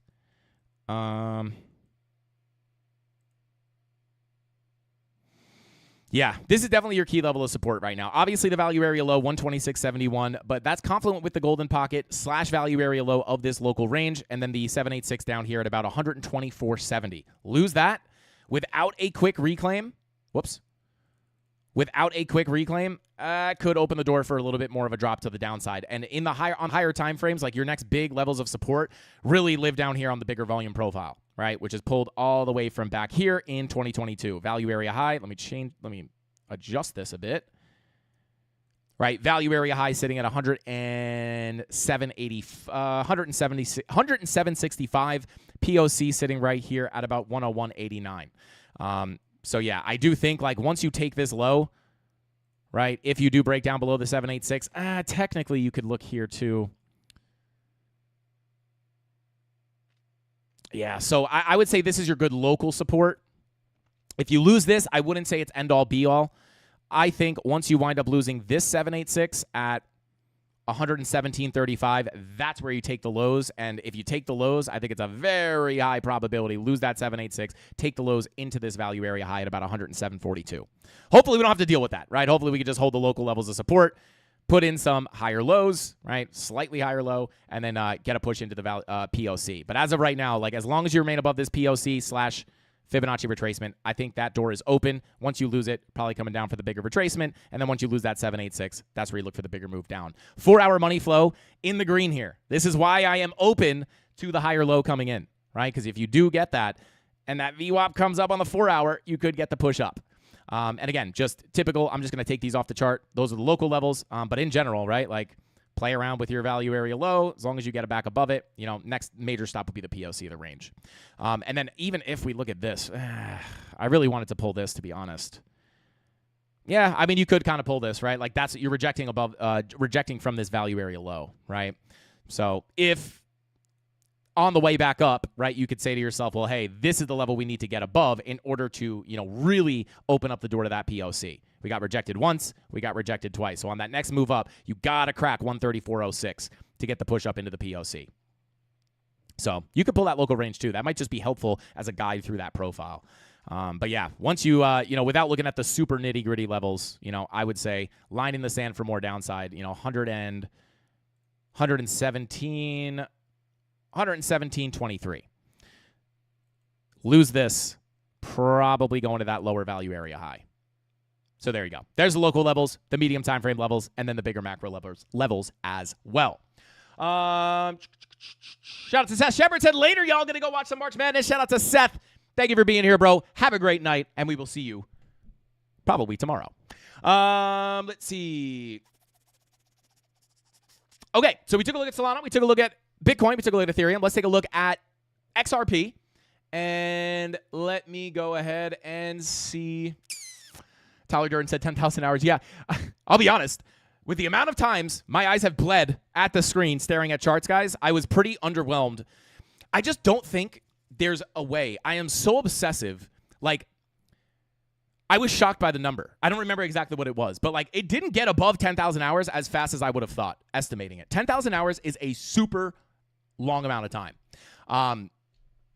And I stare at the charts longer than I would imagine anybody. I just don't think most people are as much of a obsessive lunatic as I am on the charts. I just don't know. Like if you hang out with your friends, you cannot be spending as much time on the charts as me. If you eat dinner for more than 20 minutes, there's no way you could look at the charts longer than me. Anybody. I'm not saying I'm the best. I'm just saying, like, as far as time in, putting in the work, I just don't know if anybody is crazy enough to just, like, be as obsessed as I am. So I thought my hours were going to be, like, I was like 10,000 hours. That's got to be rookie numbers. I thought I was going to blow that out of the water. Very quickly humbled by that. 10,000 hours is a lot of time. How many hours are in a year? If you were to spend 24/7 a year,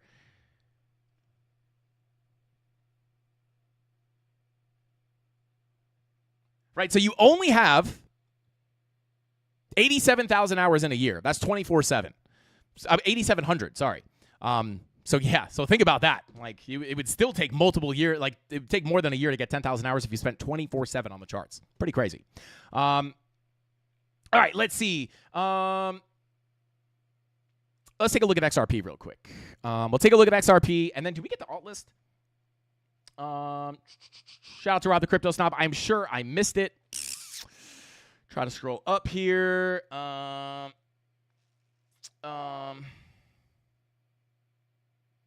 Yo, shout out to Darren said, fake followers, Frank, you probably get more views in those channels. I don't know anyone who actually has fake followers. I just know that, like, I always see things like YouTube knows I'm a YouTuber, and I always get these videos that says, is it worth it to buy followers? And that's where I found out it was really bad for the algorithm. Let's see. But yeah, it's all about engagement. Engagement's what really matters. If you have a million followers and you get like 500 to 1,000 people on your live streams, it's like suspicious. I wonder if that would be considered fraud. Like, I wonder if you get in trouble for like having fake followers and then telling companies that you lie about the number of followers and you charge the company more. It's like, I wonder if that could be considered fraud or something. Let's see. Hashtag not a cult. Maybe I didn't miss the alt list. Let's see. Hey, shout out to Fast Easy Cash. Shout out to you, brother. Thank you for the super chat. Says, hey, Frankie, love your stream. I got a question. I see you always use volume profiles. Dang right, baby. And place your own lines on there. Is a reason you don't use the visible range volume profile? Absolutely. Great question, Fast Easy Money. Thank you, Rob. I guess I probably did miss the alt list. Thank you for that, brother. Let me go ahead and Bonktron and Pepe. I'm just going to write them down because I think Tony's got something pinned up there. Thank you, Rob. I appreciate you, bro. Bonk, Pepe, and Tron. Bonk. Peepee. I actually wrote Peepee. Tron. Okay. So, I'm scared, Frankie. Shout out to Kate. I'm here for you, brother. I'm here for you. But yeah, let's see. Great question. Why don't I use the volume? Well, simple answer, I do use the fixed range volume profile, but the reason that I like to mark out my volume profiles the way I do is simply because I use the volume profiles to mark out the areas of balance in the market, aka the ranges, right? So when you have the market ranges 80% of the time. I'm gonna probably make a tutorial about this. The market ranges 80% of the time. The other percentage is simply imbalance, right? Ranges are considered balanced area of price, value area, fair value, balanced area, all the same thing. It just means that buyers and sellers have agreed that between these two levels is a fair price for Bitcoin, right? When it gets above here, it's considered overvalued or oversold. This is where you would think of this as like, hey, let me sell this back into the fair value. You're anticipating you're going to get gravitated towards the fair value. When you deviate below the range, you're looking at this as a cheap asset. You're looking to buy this back into the expected fair value, right? That's why trading the volume profile, we're so successful trading the volume profiles the way we do, right? And then when you leave that profile, you get imbalance, right? So this is balance and this is imbalance, right? The ranges are balanced, the impulses are imbalance.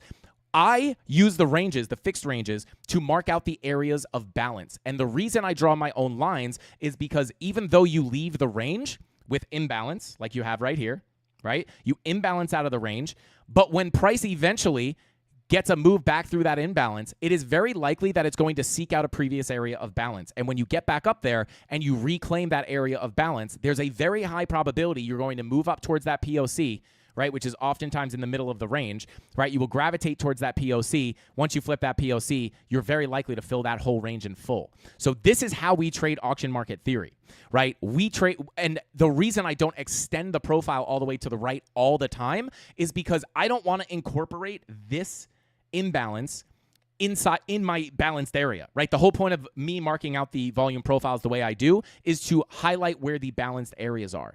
But because this is imbalance, I don't want to include that in my calculation of the balance, right? Because if I drag my profile over to include all this imbalance, it's going to change my levels because now it's calculating all the volume on these lower candles. But this is imbalance. This is not balance. I only want to mark out the fair value, right? Because then I extend my lines to the right because when price revisits this area, I could say, hey, this is a naked profile. This is a balanced value area, right? So once I get back in here, we're probably going to fill that range, right? That full value area.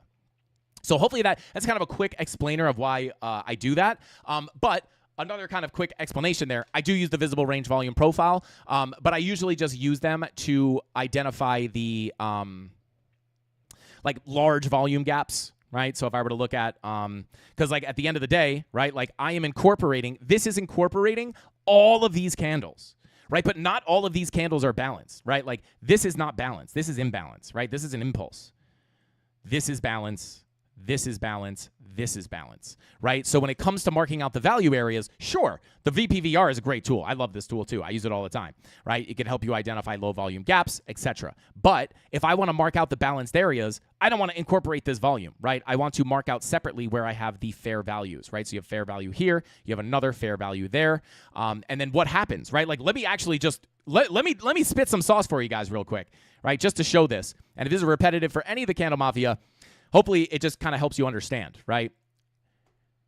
What happens when you come out of this value area, right? You have balanced price. Once you leave this value area, price is very likely to gravitate towards a previous value area. What happens, right? And then why do I want to have this value area on the chart? Well, very simply put, right? I could say, hey, if we leave this range, we could potentially get accepted into this range. And then when we get, not only are you very likely to get gravitated in here, but when you get in here, you could just trade this as a volume profile, lose this value area high. Now I have an idea that if I get stuck under this range, this value area high, I am very likely going to get a full fill to the value area low. Once I hit that value area low, I can look for bullish confirmations for a bounce back to the POC and then a move back to the value area high. Now price is overvalued. I want to look for shorts back into the fair value. Now I'm back at the value area low. This is cheap. Now I'm looking for short longs back into the range, right? And then hopefully we can get, another full fill of the range. Obviously, it's not going to be guaranteed every single time, but that is why I like to take a look. This should hopefully answer your question in full, right? That's why in order for me to mark out the separate balanced areas on price, right now, if price imbalances all the way out here, we're probably going to do what? We're probably going to, this is like the sauce, right?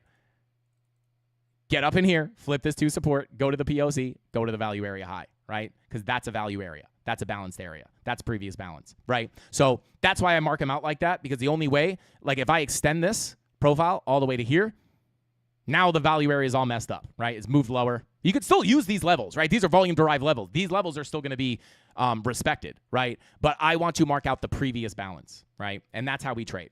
So the VPVR is going to incorporate everything, right? So I just like to separate those separate value areas, and that's how we trade. Low-key people charge for that. So there you go, little freebie on the Frank Candles live stream, as always. But there we go. All right, let's continue on here. Bada boom, bada bing. Shout out to Wick589. Thank you so much for the super chat. Said this concludes Frankie's trading thesis. Does anyone have any questions? Class? Shout out to Wick589. Let's go, baby. Thank you for the super chat, bro. Anybody has questions, drop them in the chat. Clash is in session. I'm not behind by 1 minute. Let's go. Shout out to High Def. But yeah, guys, like that simple theory is the most powerful trading strategy. And it's not just as easy as you have to understand when to look for the trades, how to know what entry triggers to look for, which we talk about more in the premium Discord, when I give my actual personal trade setups. And you also need to understand how to identify the context of the market, right? Not every single time are you going to be anticipating a full fill of the range, right? What is money flow doing? What is your higher time frame market structure? Are you looking for lower highs or are you looking to come up, right? So you have to understand all that as well. But it is one of the simplest and best ways to view the market in my own personal opinion. Let's see. Great explanation, Frankie. Can you show how you determine how you're placing your profiles? Is it on the daily, 4 hours? Shout out to Fast Easy Cash. If you go to the beginner series, I actually have a tutorial that shows you exactly why and how I pull my ranges and exactly how I trade them as well. So go check that out. Let me see. Let me scroll up here just a bit. If you were trading patterns, would you trade the bear flag? Seems to be a 4-hour timeline. Target around 70K. Shout out to Crypto Titan. I don't personally trade patterns just because it's not really what moves the market. The market does not know it's in a pattern. I talk about this all the time. It doesn't mean that you can't trade patterns or you're not going to be successful trading patterns or anything like that. But I would really only use the patterns as like confluence, right? So I don't know exactly what pattern. Like maybe you're looking at this as like a bear flag potentially. Right, yeah, like maybe you're looking at this as like a bear flag, like this, right? So like this is more like, yeah, like I don't trade based off this. It doesn't mean that that it doesn't play out, right? And then you could kind of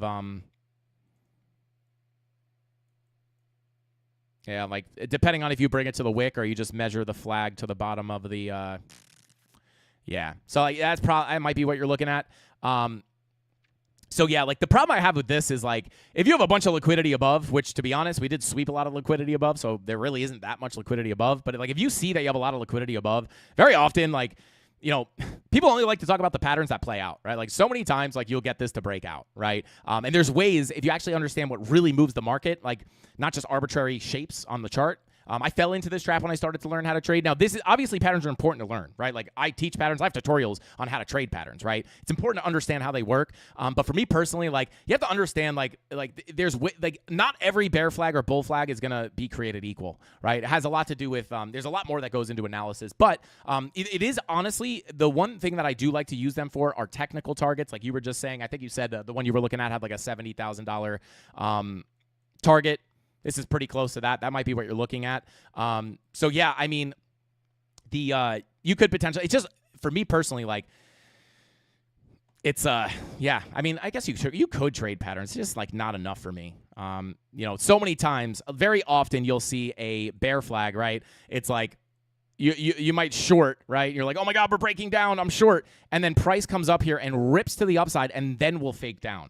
Right, and this has more to do with like liquidity getting swept. So like very often, like this is kind of what happened to me a lot. It would happen to me a lot on bull pennants. I explain this so often. You get like a nice little bull pennant. You're like, wow, that looks really nice. And sure, this is bullish consolidation. This will break up more than it will break down. But oftentimes what will happen is you'll get one of these, right? And this is just all the retail's expecting this to break out, so everyone is longing the heck out of this bull pennant. And then what does it do? It puts a ton of stop losses down below, and a lot of times those liquidations act as a magnet for price, just like we talked about yesterday. It happened twice yesterday. We knew that we had the liquidity sitting up here, and then we had liquidity sitting up here, and both of those levels acted as magnets. And a lot of times, what will happen is it'll come down, stop out all the retail that are trading the pattern, and then it will go in the direction that they originally thought. This is like a very beginner mindset, right? Like, and that's okay, right? And it's not that it doesn't work, right? You can potentially, if you're trading patterns the right way, right? Which in my opinion would be wait for a breakout and a retest. And then sometimes you get, fake outs all over the place. It's just like, that's why I always view things as ranges, right? Because, if you're looking, to me personally, right? If you're looking at this as a bull pennant, right? And then you break out and you bullishly retest, sure, that happens sometimes, right? But if you look at this as like a volume profile, more often than not, I'm looking for shorts here. And then a lot of times You come down, sweep the lows. What are we doing down here? We're looking for longs, and then you get the move to the upside. So when you get like these wonky, chopped up bull pennants like that, it's just better to look at them in terms of a volume profile and liquidity, right? Because that's what actually moves the price. The chart doesn't know it's in a bull pennant. That's not what moves price. It's a way to describe price action. Is really what it is. So it is definitely important to learn, and it's obviously important to pay attention to. I totally pay attention. I saw this bear flag. But I just don't trade based on it. It's not like I thought it was going to be as easy as like finding patterns on a chart and like just longing and short. Oh, it's a bear flag. I'm going to short. It's going to break down eventually. I got wrecked, right? It's just not that simple. But yeah, the technical target would be about 70K. And at the end of the day, if we take a look at our larger time frames, right, bring us down to the next key level of support, that would make a lot of sense, right? So it's not that we don't use patterns. You just want to use it in confluence with many other things, with like other things, right? More advanced techniques. So, you know, that starts to look pretty interesting to me, right? Well, if this does break down all the way, right? If what we looked at earlier on the stream with maybe we don't put the higher low in and continue up, right? And we do break down and we get a massive break. We break the lows here. We don't hold our next key level. We do have a bunch of key levels of support here. Pretty important levels, right? Weekly naked point of control down here. But if none of those levels hold, you know, it does bring us into a pretty big level of support, right? It is funny how those bear flags or any pattern, right, can give you those measured moves directly into key support. Pretty wild. But yeah, and Bitcoin is getting the push to the downside right now that we look for on the rejection of the value area high. But we'll see. Maybe this will break down. Hopefully it does, because I will stop out of my long in profit, and I now have my short open. So we'll see. But yeah, hopefully that makes sense to you. If you are trading patterns and you are making money consistently over a long period of time, do not stop using patterns because I don't use them. If you're making money, keep doing that, right? I wouldn't even recommend learning anything new. If you're out there making money, then just keep doing that. But in my experience, I think trading patterns is an easy way for people to sell stuff, right? Because it's like a very simple. Yeah, I see these guys on TikTok all the time. They're just like, you know, they draw out a bull pennant and they're like Bitcoin is here, but it's forming a bull pennant. It's going to break out to here. And I'm like, oh man, this guy's probably suckering so many people into buying this little book that he's selling. And it's good. It's educational, right? You do learn, but to tell people they can just trade based off that, in my opinion, is without at least saying that there's more to it. Learn this, but also understand there's more to it is irresponsible in my opinion. But hey, maybe I was just bad at trading patterns. Could be the case. Could be the case. Yo, shout out to Chris. Frankie got me pregnant. Shout out to Chris. Chris Mella. Exactly. Shout out to Austin. Said patterns aren't bad if it lines up with confluence. But yeah, like I have no problem with patterns as long as you're not just looking at this as like, that's it. I'm going to short because this bear flag's going to break down. Context is everything, right? You could be creating something like this, but reclaiming key support. And it might be super obvious that you're going to get a big move up, in which case this bear flag would mean nothing, right? I'm not saying that is the case right now. I'm just saying sometimes that is the case, right? I had an example that I used to bring up all the time. Back in the day, we absolutely destroyed this, right? It was right here. We had this wonderful bull pennant, right?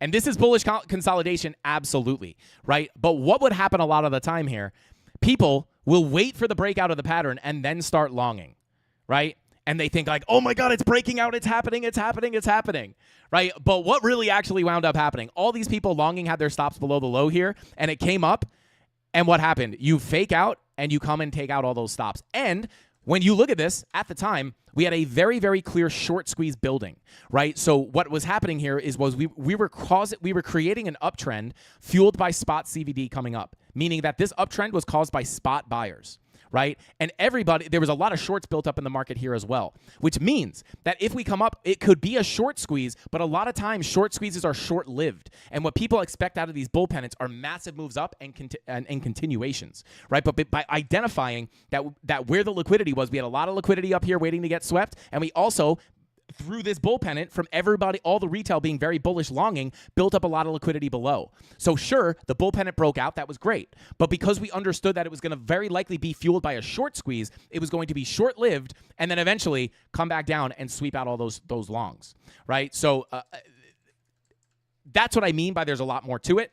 But if you could understand all of it together, that's the best case, right? Understand the patterns and then also understand how liquidity works, market structure, all that stuff.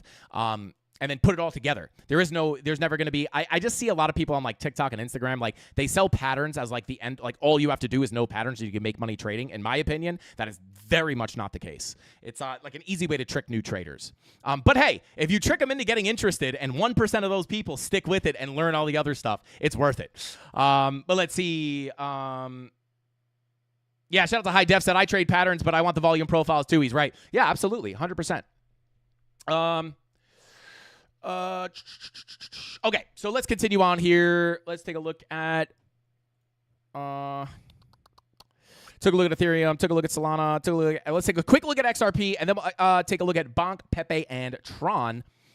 So yeah, let's take a quick look at XRP, which is pretty much in the same situation that we left it yesterday, or not the same exact situation, but just kind of similar to what we would expect, right? You go from the low, flip the low, POC, value area high, got the rejection from the high. POC is now your key level of support.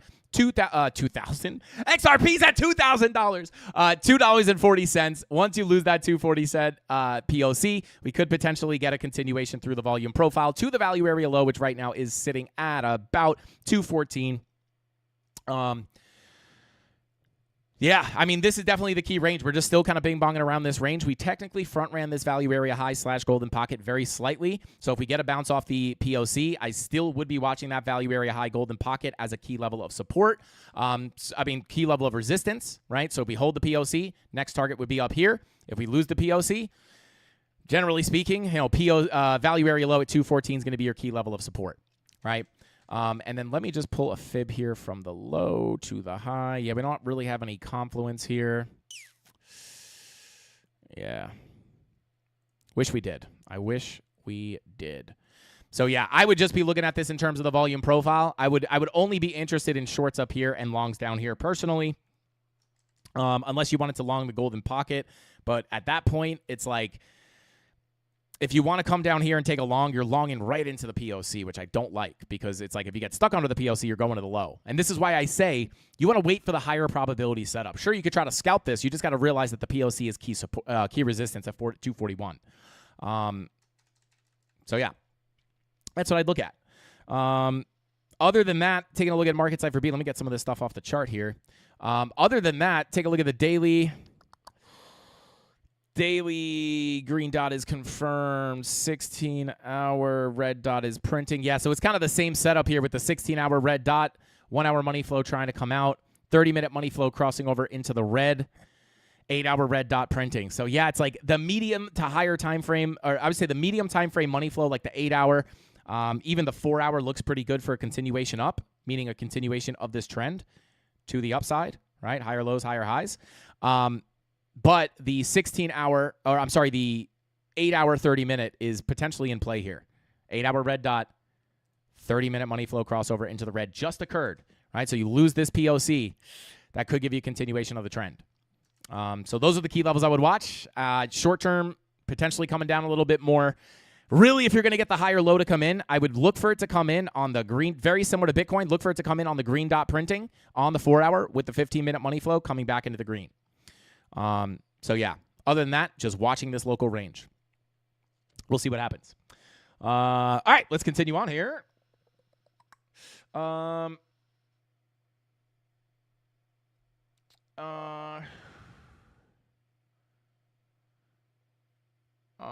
Let's see. Yo, shout out to My Passive Freedom said, I watch Tori, but not because she trades. I assume you're talking about, what's her, there's her name, Tori Trades. She's like that Instagram girl that trades with like just trend lines. Yeah, that's, actually interestingly enough, I see her, it seems to work for her. She just like kind of trades trend lines, and I feel bad. She gets absolutely roasted on the internet, because it's like, a lot of more advanced traders will be like, there's not a chance in the world that this girl is making money off like this, like these crazy, just like random trend lines that she draws. But I mean, listen, at the end of the day, if it's working for her, it's working for her. But yeah, she gets roasted in the comments. People are like, yeah, that's like, it's like when you pay your mentor $10,000 for a course and the course is trend lines. It's like, that's not going to turn you into a profitable trader. But yeah, she seems to crush it. I mean, she seems to crush it. Let's see. Tori Trades is so hot. Shout out to CJ. Yeah, she's like she's social media gold, especially for the trading niche, right? She is yeah, she's like in a fully male dominated space as a good-looking female. Yeah. I don't know how she really trades. I've only seen a couple videos about her. I just know she gets roasted in the comments because I see videos of people talking about comments on her stuff about how she like trades only trend lines, and it's like, how do you do that? It's like hard. It's like so many people, like I see all these videos, it's like Tori trades exposed. Like I've seen those videos before, but it's like those people are like just have to make content. So it's like, I don't know. Yeah, shout out to Jet said you could trade profitably with any strategy. Absolutely. That's why I never force my strategy down people's throats, right? Like if I don't think this, but if I thought trading patterns was an absolute 100% losing strategy, and I was very vocal about that, I would never say like, don't trade it, right? At the end of the day, if you are actually making money, do it. If you said I trade the moon phases, my instant reflex is I would not do that. That the moon does not move price action, right? But if you make money doing that, then why would you stop, right? And at the end of the day, if you actually make money using your strategy, you probably wouldn't be looking for another one, right? Like, I'm not over here trying to find new strategies, right? Because my strategy works. Like, I'm hoping that this always keeps working, right? Because I don't want to have to go look for other strategies or learn other stuff, right? So yeah, it's like, listen, if you're making money trading based off telling your dog, asking your dog to pick a hand, right? And they pick a trade out of your right hand you long, left hand you short, and you make money doing that, keep doing that, right? Like, it doesn't matter what anyone else thinks. If you're making money, do that, right? And just remember, most people online have something to sell you. We do this for free every single weekday. So yeah, it's like, especially when people are like, you can't do that. Buy my course. You have to learn my course, right? I'm not saying courses are bad. Courses can be very good. But, you know, anyone who tries to talk someone out of something usually has a motive, right? So anyway, I trade off tan lines if it makes me money. Hey, yeah, shout out to Johnny Tequila. Absolutely, bro. Yo, shout out to Fighter Pilot said, what's her YouTube channel? I need to see this Tori girl. I assume it's probably just Tori Trades. Super rich believe moon phases. Super rich move the markets. I would accept that. Like the moon is not magically moving price. But if you have whales that believe in moon phases and they're the ones moving the market, that would make a lot of sense to me. And I will say this. Yeah, shout out to Hay. Said, another course seller. Yeah. But the moon phases, I've backtested the moon phases. They're pretty eerily accurate, to be honest with you. I just don't think it's because of the moon phase. It's got a line. Someone explained it to me one time that said they knew why it actually moved. I forget exactly what they said, though. Let's see. Yeah, shout out to Klieg says, I already learned more about how liquidity works from you for free than any other trader on YouTube. Thanks, man. Yeah, shout out to Klieg. As I teach it for free every day. All right, we have the paid Discord and everything, but, you know, I always tell people, learn for free on the YouTube channel. This is a free trading course on this YouTube channel for the most part. So you just go ahead and check that out, and you just learn for free before you even think about buying any kind of paid anything from me or anyone else. So, yeah, I think I'm probably the only person ever, probably in the history of having a paid service to tell people not to join their service until they've exhausted all the free resources. Everyone's like, no, you got to get into the paid thing. This is much better. This is the only way to do it, right? Like, I'm actually honest, right? Like, I have morals. But yeah. Let's see. Shout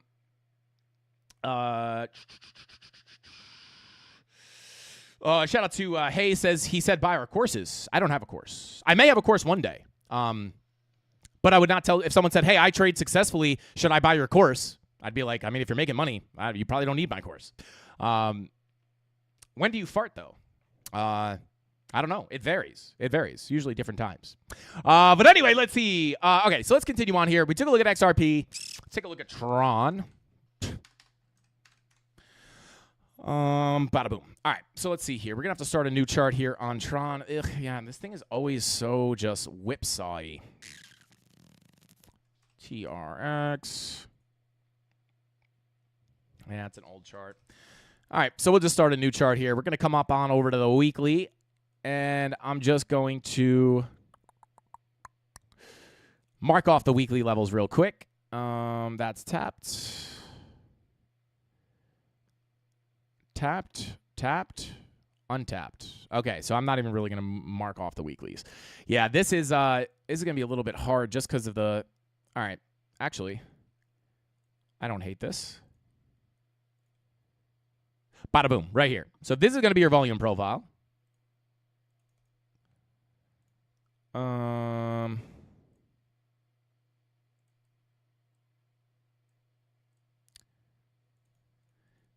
Okay, so yeah, I actually don't hate these levels at all. Yeah, get above the low, push into the POC, just make that a little cleaner. So yeah, I mean, listen, look at your 4-hour money flow. It's coming up here. This is like the one thing that looks good. As long as like the 30-minute, 8-hour setup does not nuke us to the floor and the 16-hour, 1 hour, money flow looks pretty good on the medium time frames. 4-hour money flow coming up. Bitcoin is already crossing into the green. So yeah, POC. Flip that POC. I'd look to come up to the value area high. Value area low coming in at 22 cents. POC sitting at 24 cents. Value area high at 24.2479, right? Not too far away. But yeah, you can mark these off, get them on your chart. That would be the local range I would be watching. Let me just make sure I can't get... Yeah, this would be the range I'd be watching for. As far as above you, I mean, this is just, something weird. Like, it seems that every time this thing, like, rips up, it just continues to, like, just rip and then eat it up. Rip and then eat it up. I guess you're trending to the upside, which is not too shabby. But, this would be the local range I would look for. Watch for that 4-hour money flow crossover into the green. Take a look at the 8-hour. 8-hour VWAP's been above the zero line for quite some time. Yeah. Market cipher's a little chopped up, but this is the local range I would look at. If that 4-hour money flow crosses into the green, you can anticipate the trend to continue to the upside, targeting that value area high. Key levels above, you have a, let me pull a fib here real quick. Come on.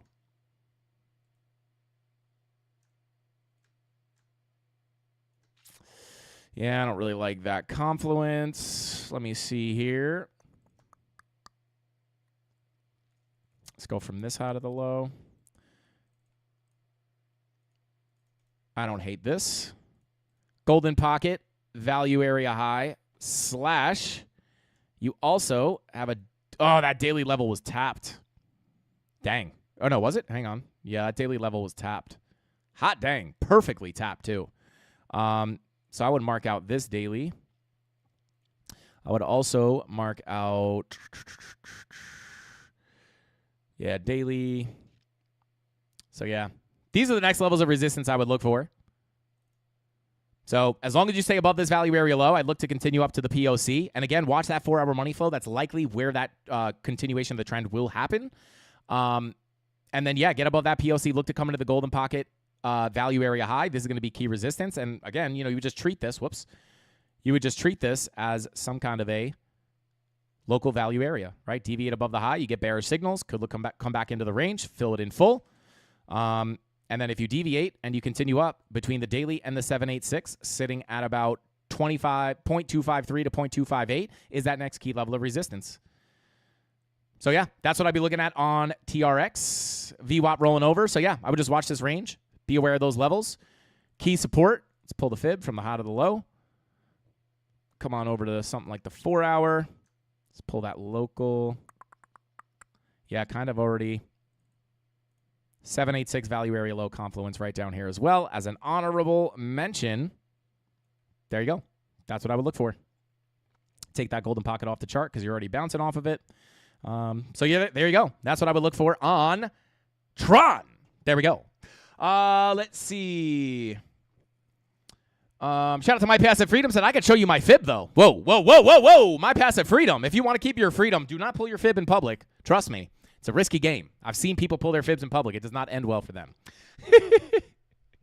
Shout out to Gas Top. Said buy a course, save a trader.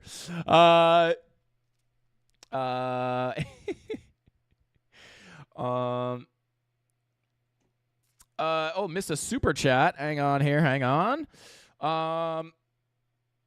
Shout out to Fast Easy Cash. Thank you for the super chat, bro. He says, thanks, Frankie. Can you open a fresh chart and show us how you would place your volume profile levels And can you show your settings? Mine are not labeling. Shout out to Fast Easy Cash. That is all in the tutorials. I show you all the settings. We actually have a few volume profile settings or tutorials that'll show you in detail exactly how to set up the settings, exactly where to pull them from, and not only that, but exactly how I personally trade them. I don't know if we have time to show, just go over a full tutorial. We're kind of running out of time here. We still got to get to Bonk and Pepe. But what I can do is when we go to Bonk and Pepe, I'll kind of show you how I pull a profile. So I'll try to mix that, but definitely check out the tutorials in the beginner series. Like all that stuff, obviously 100% free. It's like basically a free trading course. I would say a beginner trading course. But yeah, shout out to Fast Easy Cash. So let's take a look at Pepe. I'll try to show you how I pull those profiles.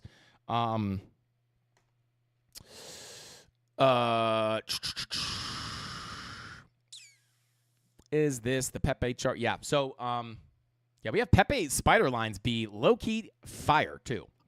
I'm actually going to clear out the volume profiles. I'm actually not going to, I'm actually just going to hide this all. Oh, wow. We got a lot here. So let me go ahead and get rid of some of this stuff. I don't even know what this is, but it's old, so we're just going to delete it. Boom. We can get rid of that. We can get rid of that. I'm going to keep that. I'm going to go ahead and boom, spider lines. Grab this. Boom. Grab these. Boom. Now we have a clean chart. All right. Hilariously enough, shout out to Fast Easy Cash. We wanted to see a clean chart. I didn't even do that on purpose. But I really do just want to take a look here. I want to keep this profile on the chart that I was looking at right here. I'm going to get rid of this one.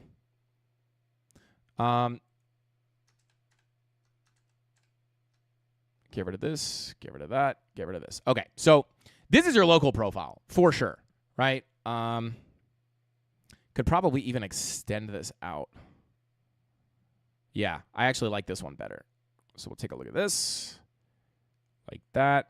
PLC value area low remain the same. So yeah, this is what I would look for, right? Pretty much the same value area low POC, but this is a macro range, right? And then you have another one up here, right? You see we have sideways price action. Whoops. Sideways price action. You could pull your range, right? We got impulse to the downside. You kind of have another little mini range right there. It's not the cleanest setup. You could obviously always extend this all the way to the right. You're going to get different. That's not how I would personally pull it. But these volume-derived levels, guys, are never going to not work, right? Because they're based off the actual volume traded on the candlestick. So, whether you pull your profile like that, like this, or like this, right? It doesn't matter. These levels are very likely to get interacted with and respected because they are based on volume. But I personally would kind of mark this out as separate ranges, like one range up here, one range down here. You have this overall range right here. And then what happens when you impulse out of these ranges, right? You're going to get gravitated to where? Into your lower profiles. You get accepted in, back to the POC, lose the POC, back down to the low for a full fill of the volume profile. You deviate below. With bullish confirmation, you have bullish divergences below the value area low, flip the value area low to support, push into the POC, flip the POC, go to the high. So, whoops. So right now, this is very simple. This is the volume profile I would watch, right? Not only do you have a 16-hour bull div, you also have a daily bullish divergence. Not really, actually. I kind of front ran that. 2-day bull div. Nice. I mean, I hate, lower lows on your price action, higher lows on your momentum waves. Money flow still kind of looks like garbage on these higher time frames, if I'm being quite honest with you. But if we could stay above this value area low, I'd look to push into the POC. Once you flip that POC, you could look for the full fill of the range into the value area high. That's simply what I would look for in terms of the volume profile. Money flow still looks kind of like garbage, to be quite honest, right? Again, if Bitcoin's going to dump down to 70K, like Pepe's going to get destroyed, right? Meme coins are going to get destroyed. Altcoins are going to get destroyed. So your hope right now is to remain above this value area low. This is your key level of support. And what happens if I just go ahead and bring this back down over here? Doesn't even really change it very much. So I'm going to keep it here because this is a cleaner range. So yeah, I mean, listen, that's what I'd be looking at. Other than that, I mean, your 4-hour is looking similar to everything else. Like money flow is either crossing into the green or about to cross into the green on a lot of these coins. Let's take a look at the 12-hour. Yeah, red dot looking to print on the 12-hour. Your 8-hour red dot is also looking to print. Money flow coming up, though. Remember, money flow indicates the longer-term trend. Green dots, red dots indicate the ebbs and the flows. So just keep that in mind. So maybe that red dot gives you a little bit more turbulence, but I would just look at things in terms of this volume profile. Value area low. POC. Value area high. That's what I would look for, right? 30-minute money flow is kind of choppy here. Came out, was coming back up now. So we'll see. Very similar to Bitcoin. For dump, sitting right here at 582, right? X amount of zeros, 581, we'll call it. So we come on down here, right? You also have a golden pocket within this pull, right? Golden pocket sitting at 627. You lose that. 786 at 582. Lose that. Probably getting the bigger drop to the downside. So that's what I would look at on Pepe. Let's take a quick look at Bonk.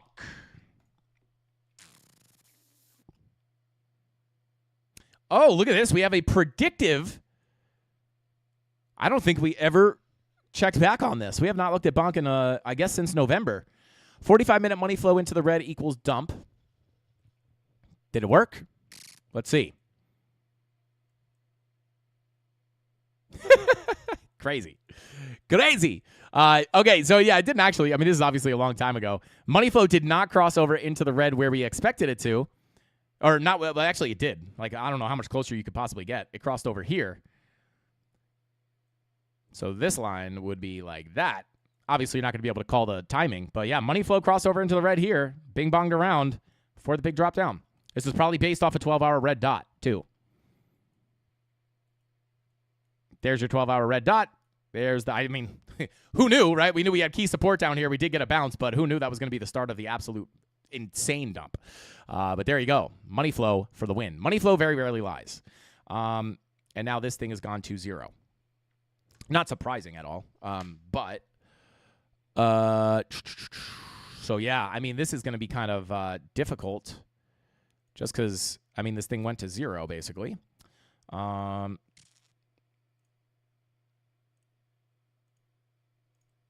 So this is the profile you're playing around in right now.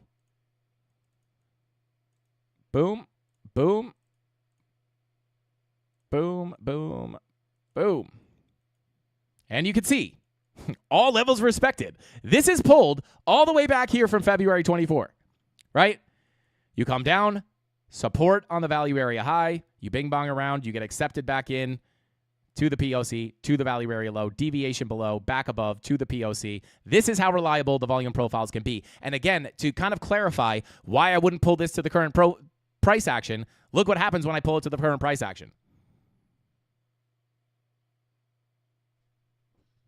I didn't think it was going to break. There we go, right? The levels aren't even down here, so we wouldn't even be able to look at it like this. So you have to look at the previous value, right? Because if we come back down there, those levels are going to get respected. So these are your local levels on Bonk, 100%. 4-hour, market cipher B looking very similar. Money flow crossing over into the green. You got the 30-minute. Money flow's kind of flat. 1 hour, money flow crossover into the green. Yeah, market cipher's really chopped up right now. I'm just going to look at the levels here. So yeah, value area low sitting at 1055, POC sitting at 1206, and then your value area high sitting at 1442. Flip above this, look to go to the value area high, lose the value area low. God only knows where this thing can go because there's not much below you. So hopefully, there's not really a lot that we can look at underneath us, at least on this chart. So you would hope that this golden pocket value area low holds. And then, 786 is like really the line in the sand. You don't hold the 786 at 971. I wish I could say it's going to go down to this level, but there's nothing underneath us. So just pray that we don't get down there. So hopefully we can stay in this range. We've held the low, look to flip that POC, flip it up to the value area high. And the 4-hour money flow is in the green, right? 8-hour money flow starting to cross over into the green as well. So hopefully we could start this trend to the upside. But those are definitely the key levels I'll be looking at on Bonk. So there we go. Let's come back into chat real quick. This chart reminds me of the peak chart. Yeah, RIP peak. I I'm feeling that pain. I'm feeling that pain, baby. I mean, not really. I mean, obviously it's painful to watch. But yeah.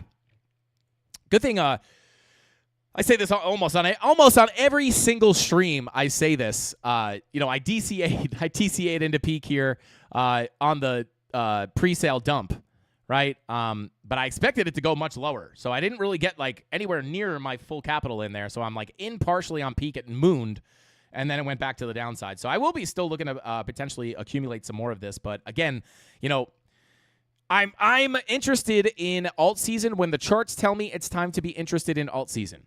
Or altcoins in general, right? I don't want to just buy the dip of the dip of the dip of the dip of the dip, right? Unless you're going to dollar cost average, it's not a bad, kind of situation. But yeah, I'm not looking to just buy the dip for it to continue to dip, right? I need a reason to actually pay attention to these altcoins. And I'm looking at Bitcoin dominance to give me the thought of like, hey, we're starting to break some, hit some key levels of resistance. We're starting to lose some key levels of support on Bitcoin dominance. Let me go check out the altcoin charts. Are they making bottoms? I will say this. You do have a 2-day bull div, which could be a potential bottom signal. But again, with peak, we don't have a lot of information here on the higher time frame, so it's hard to do like the high time frame money flow analysis. So yeah. Shout out to Kalia, said new daily level at 86.8-ish. New daily level. There it is. Whoops. Come on, give me the dang tool. Boom. Right there. There's your new daily. Oh, wait, hang on. New daily level at 86.8.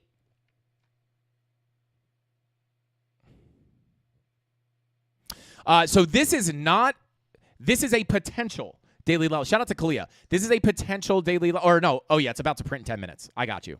Yeah, so this is very likely. I'll put it up there. Unless we rip up to 87K right now. That is going to be the new daily level here. Closing in 10 minutes. Come on, baby. Give us the daily. But there you go. Shout out to Kalia.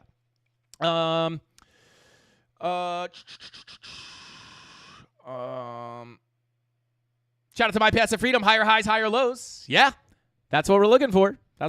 Hopefully, to get accepted back in. Whoops. Let me pull up this. Bada boom. Get rid of this. Let's pull up our scalp range. So yeah, we'll see. We gotta break out of this value area high at 84,390. We'll see if we can come back down to the bigger key levels. Again, that's the scalp range. We got to get above that value area high. However, this is the current range that I'm looking at. This is the bullish case, in my own personal opinion. This is the 4-hour bullish case. 4-hour gives you the green dot. Money flow continues up. This makes you anticipate the continuation of the trend. If we push down into this key level of support, I'd like to reclaim POC very quickly to see a move up to the value area high. If we don't get bullish signs here or bullish confirmations here, lose the 786, I'm looking down towards the value area low, and I will assess that situation separately.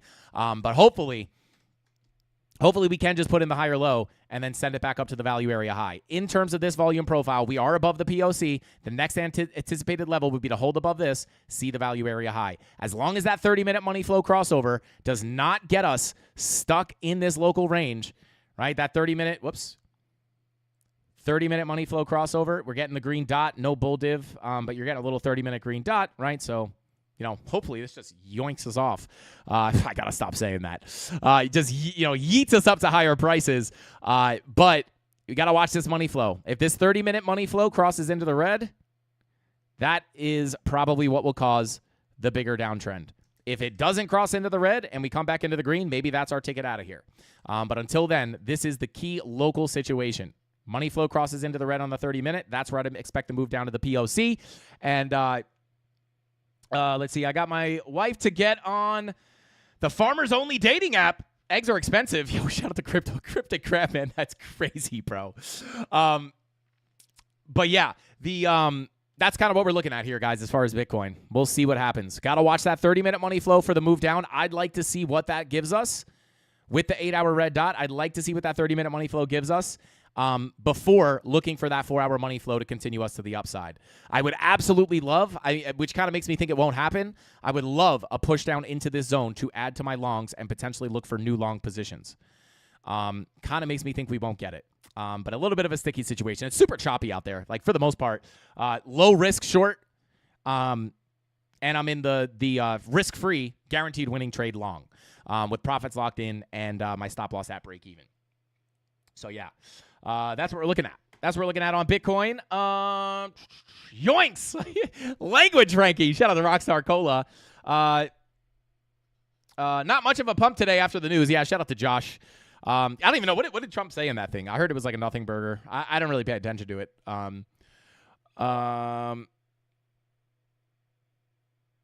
I'm sorry the stream was so short tonight, guys. I'll make it a bit longer tomorrow to make it up for you, okay? Shout out to Wick 589. Are we overtime? Yo, why do I keep going overtime so much? But yeah, someone said, do you think ADA will go to 50 cents? I mean, probably at some point.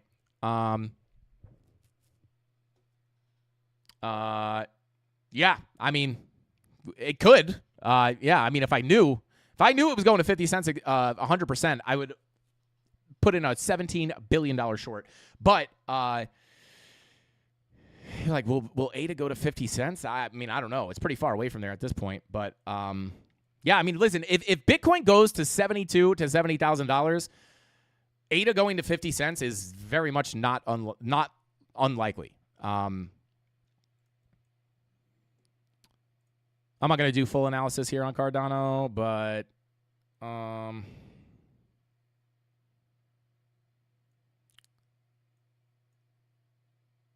what is this? That's 57. I mean, 50 is pretty low, to be honest. Yeah, I don't know. Maybe. You do have a big wick down there. No, I'm not trying to be dirty, but that is a big wick. I'm not going to lie. I've seen, very familiar with big wicks. A big wick. That is definitely one. So, yeah, I would watch this. Like, if you go down to 50, if it's going to get, like, just a black or white yes or no answer is kind of hard to give.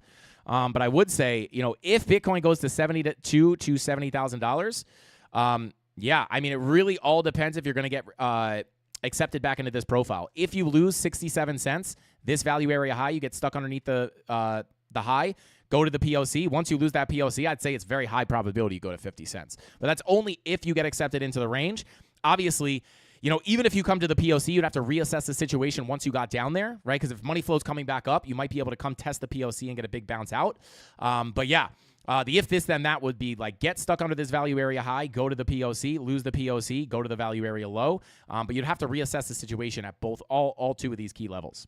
But that's what I would look for. This volume profile has obviously been respected. Last time we lost the high, we got right down to the value area low. And then the time right after that, we got accepted in, went to the POC, got a big bounce.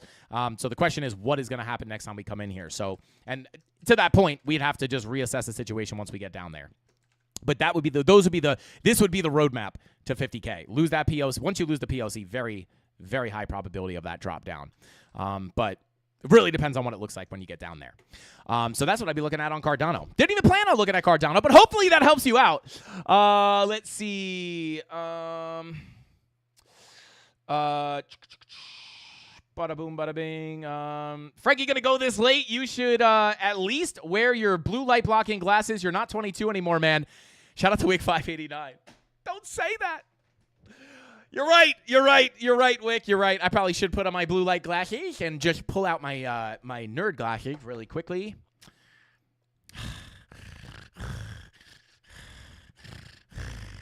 Let's go look at the charts, guys. Funny enough, these sit on my desk all day, and this is the first time I had them on since the last time I put them on stream, which was a very long time ago. But guys, with all that being said, get these things off my. I'll burn my eyes out of my head. Shout out to Wick 589. You are right though, bro, because I cannot sleep anymore, and I do think it has to do with staring at not only my blue light screen, but also these giant bright lights in my face on the live stream. So, but yeah, shout out to Wick 589. I really should wear them more. I'm going to wear them tonight. Drop those glasses emojis in the chat. Shout out to O said, Frankie, do you have a day job or you do crypto full-time? Crypto full-time. I full-time trade. I mean, this is I guess you could consider YouTube my day job and trading my day job. But no, I don't have a normal job. You're looking at it, baby. I got the best job in the world, which is helping the CandleMafia learn how to make money trading Bitcoin, whether the price is going up or down. But with all that being said, guys, that is all the time I have for tonight's live stream. I appreciate every single one of you guys. Tony D, Thank you for the super chat. Said, just got glasses for the first time last week. Frank keeps calling me Four Eyes. Someone help me, please. Shut up, nerd. I'm just kidding. Shout out to Tony D. I just call him a nerd with glasses on. Shut up, Four Eyes. Shut up, you nerd. Shout out to Tony D. Yo, low key, Tony D. He rocks the glasses. I'm not like when you have someone you know so well that like has a change up in their look, like with something like wearing glasses all the time, you'd think it would look weird. Low key, he rocks them. It looks really good. These glasses are not good for me. These glasses are the wrong shape for my face, I think. These are horrible. These look terrible. I don't know how I got talked into buying those. But Tony D has the right shaped glasses because his actually look normal. Tony D said, "Shut up, nerd," is crazy. Shout out to Tony T. Let's see. This day is a modern trend to look like a nerd. Yeah, shout out to Sato. Everything becomes cool. Looking like a nerd is nerdy, and then it becomes the cool thing. Like now girls put fake freckles on their face. Like I feel like people used to be like self-conscious of having freckles, which they shouldn't be. But now it's like people who don't have freckles put them on their face. They put fake like moles and beauty marks on their face. It's like, it's so crazy. That's why like humanity is insane. Humanity is absolutely insane. Frankie with glasses just made me question my sexual preferences. Shout out to Mark Dutch. Someone used to go, when I put the glasses on, people call me Frankie Khalifa. Insane. Let's see. Wrestling Reality said, look at different coins. It's always the same one every stream. We literally looked at, we have not looked at Bonk since November. I don't know when the last time we looked at Pepe was, and TRX. I haven't looked at it in a while either. But yeah, like all the lower cap coins, like they're all just going to keep going down as long as Bitcoin goes down. Let's see. They told me to wear glasses at DMV. Shout out to High Def. Let's see. Shout out to Satoshi Stagger said, I have no choice but to wear glasses. 10 years in front of a computer and I'm 40. Yeah, shout out to Satoshi Stagger. I'm burning mine eyeballs out of my head. But guys, with all that being said, I've already gone so far over time. I will see you tomorrow right here, same place, same time, 5:45 p.m. Eastern Standard Time. Thank you so much for 75,000 subscribers. I appreciate every single one of you from the bottom of my heart. I'll see you guys tomorrow. Hasta pasta. Frankie Candles out. Bing bong!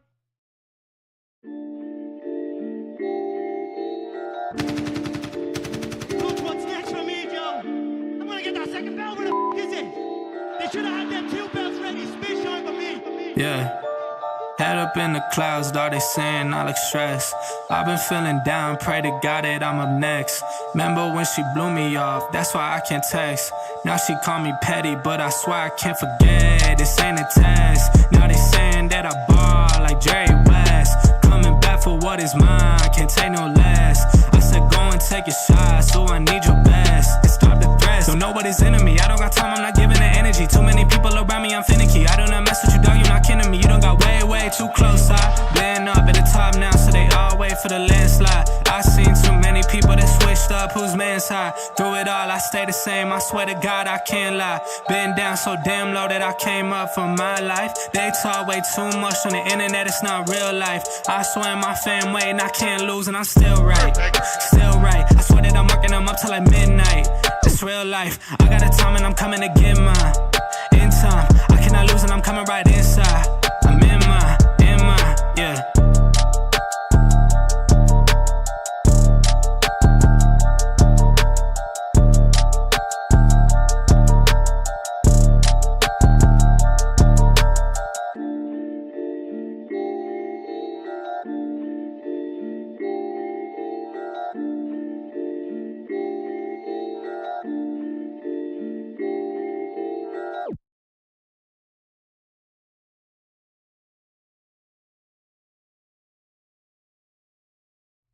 Dude, I don't actually think you're a nerd, dude.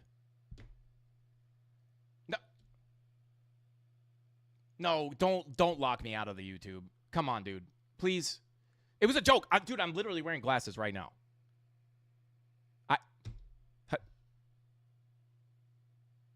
Oh, boy.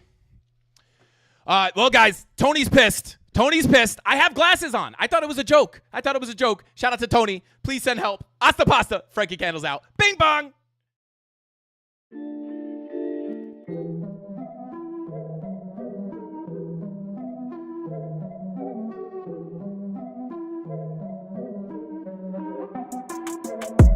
Here we go, at the top of the class on a roll, and it's time to run it up, yeah you know.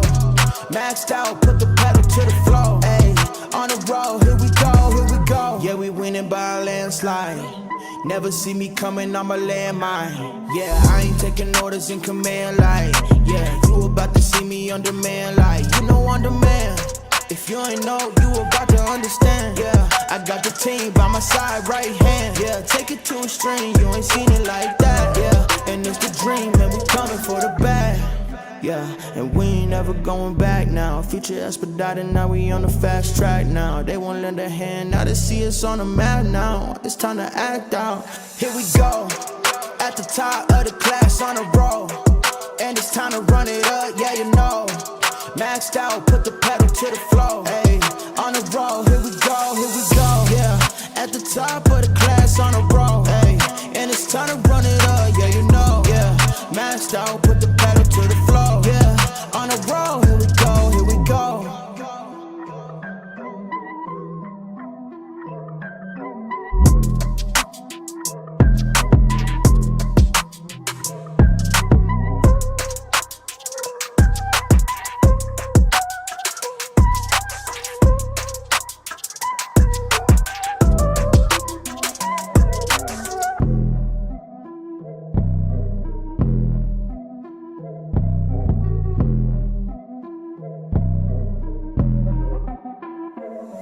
Here we go, at the top of the class on a roll, and it's time to run it up, yeah you know.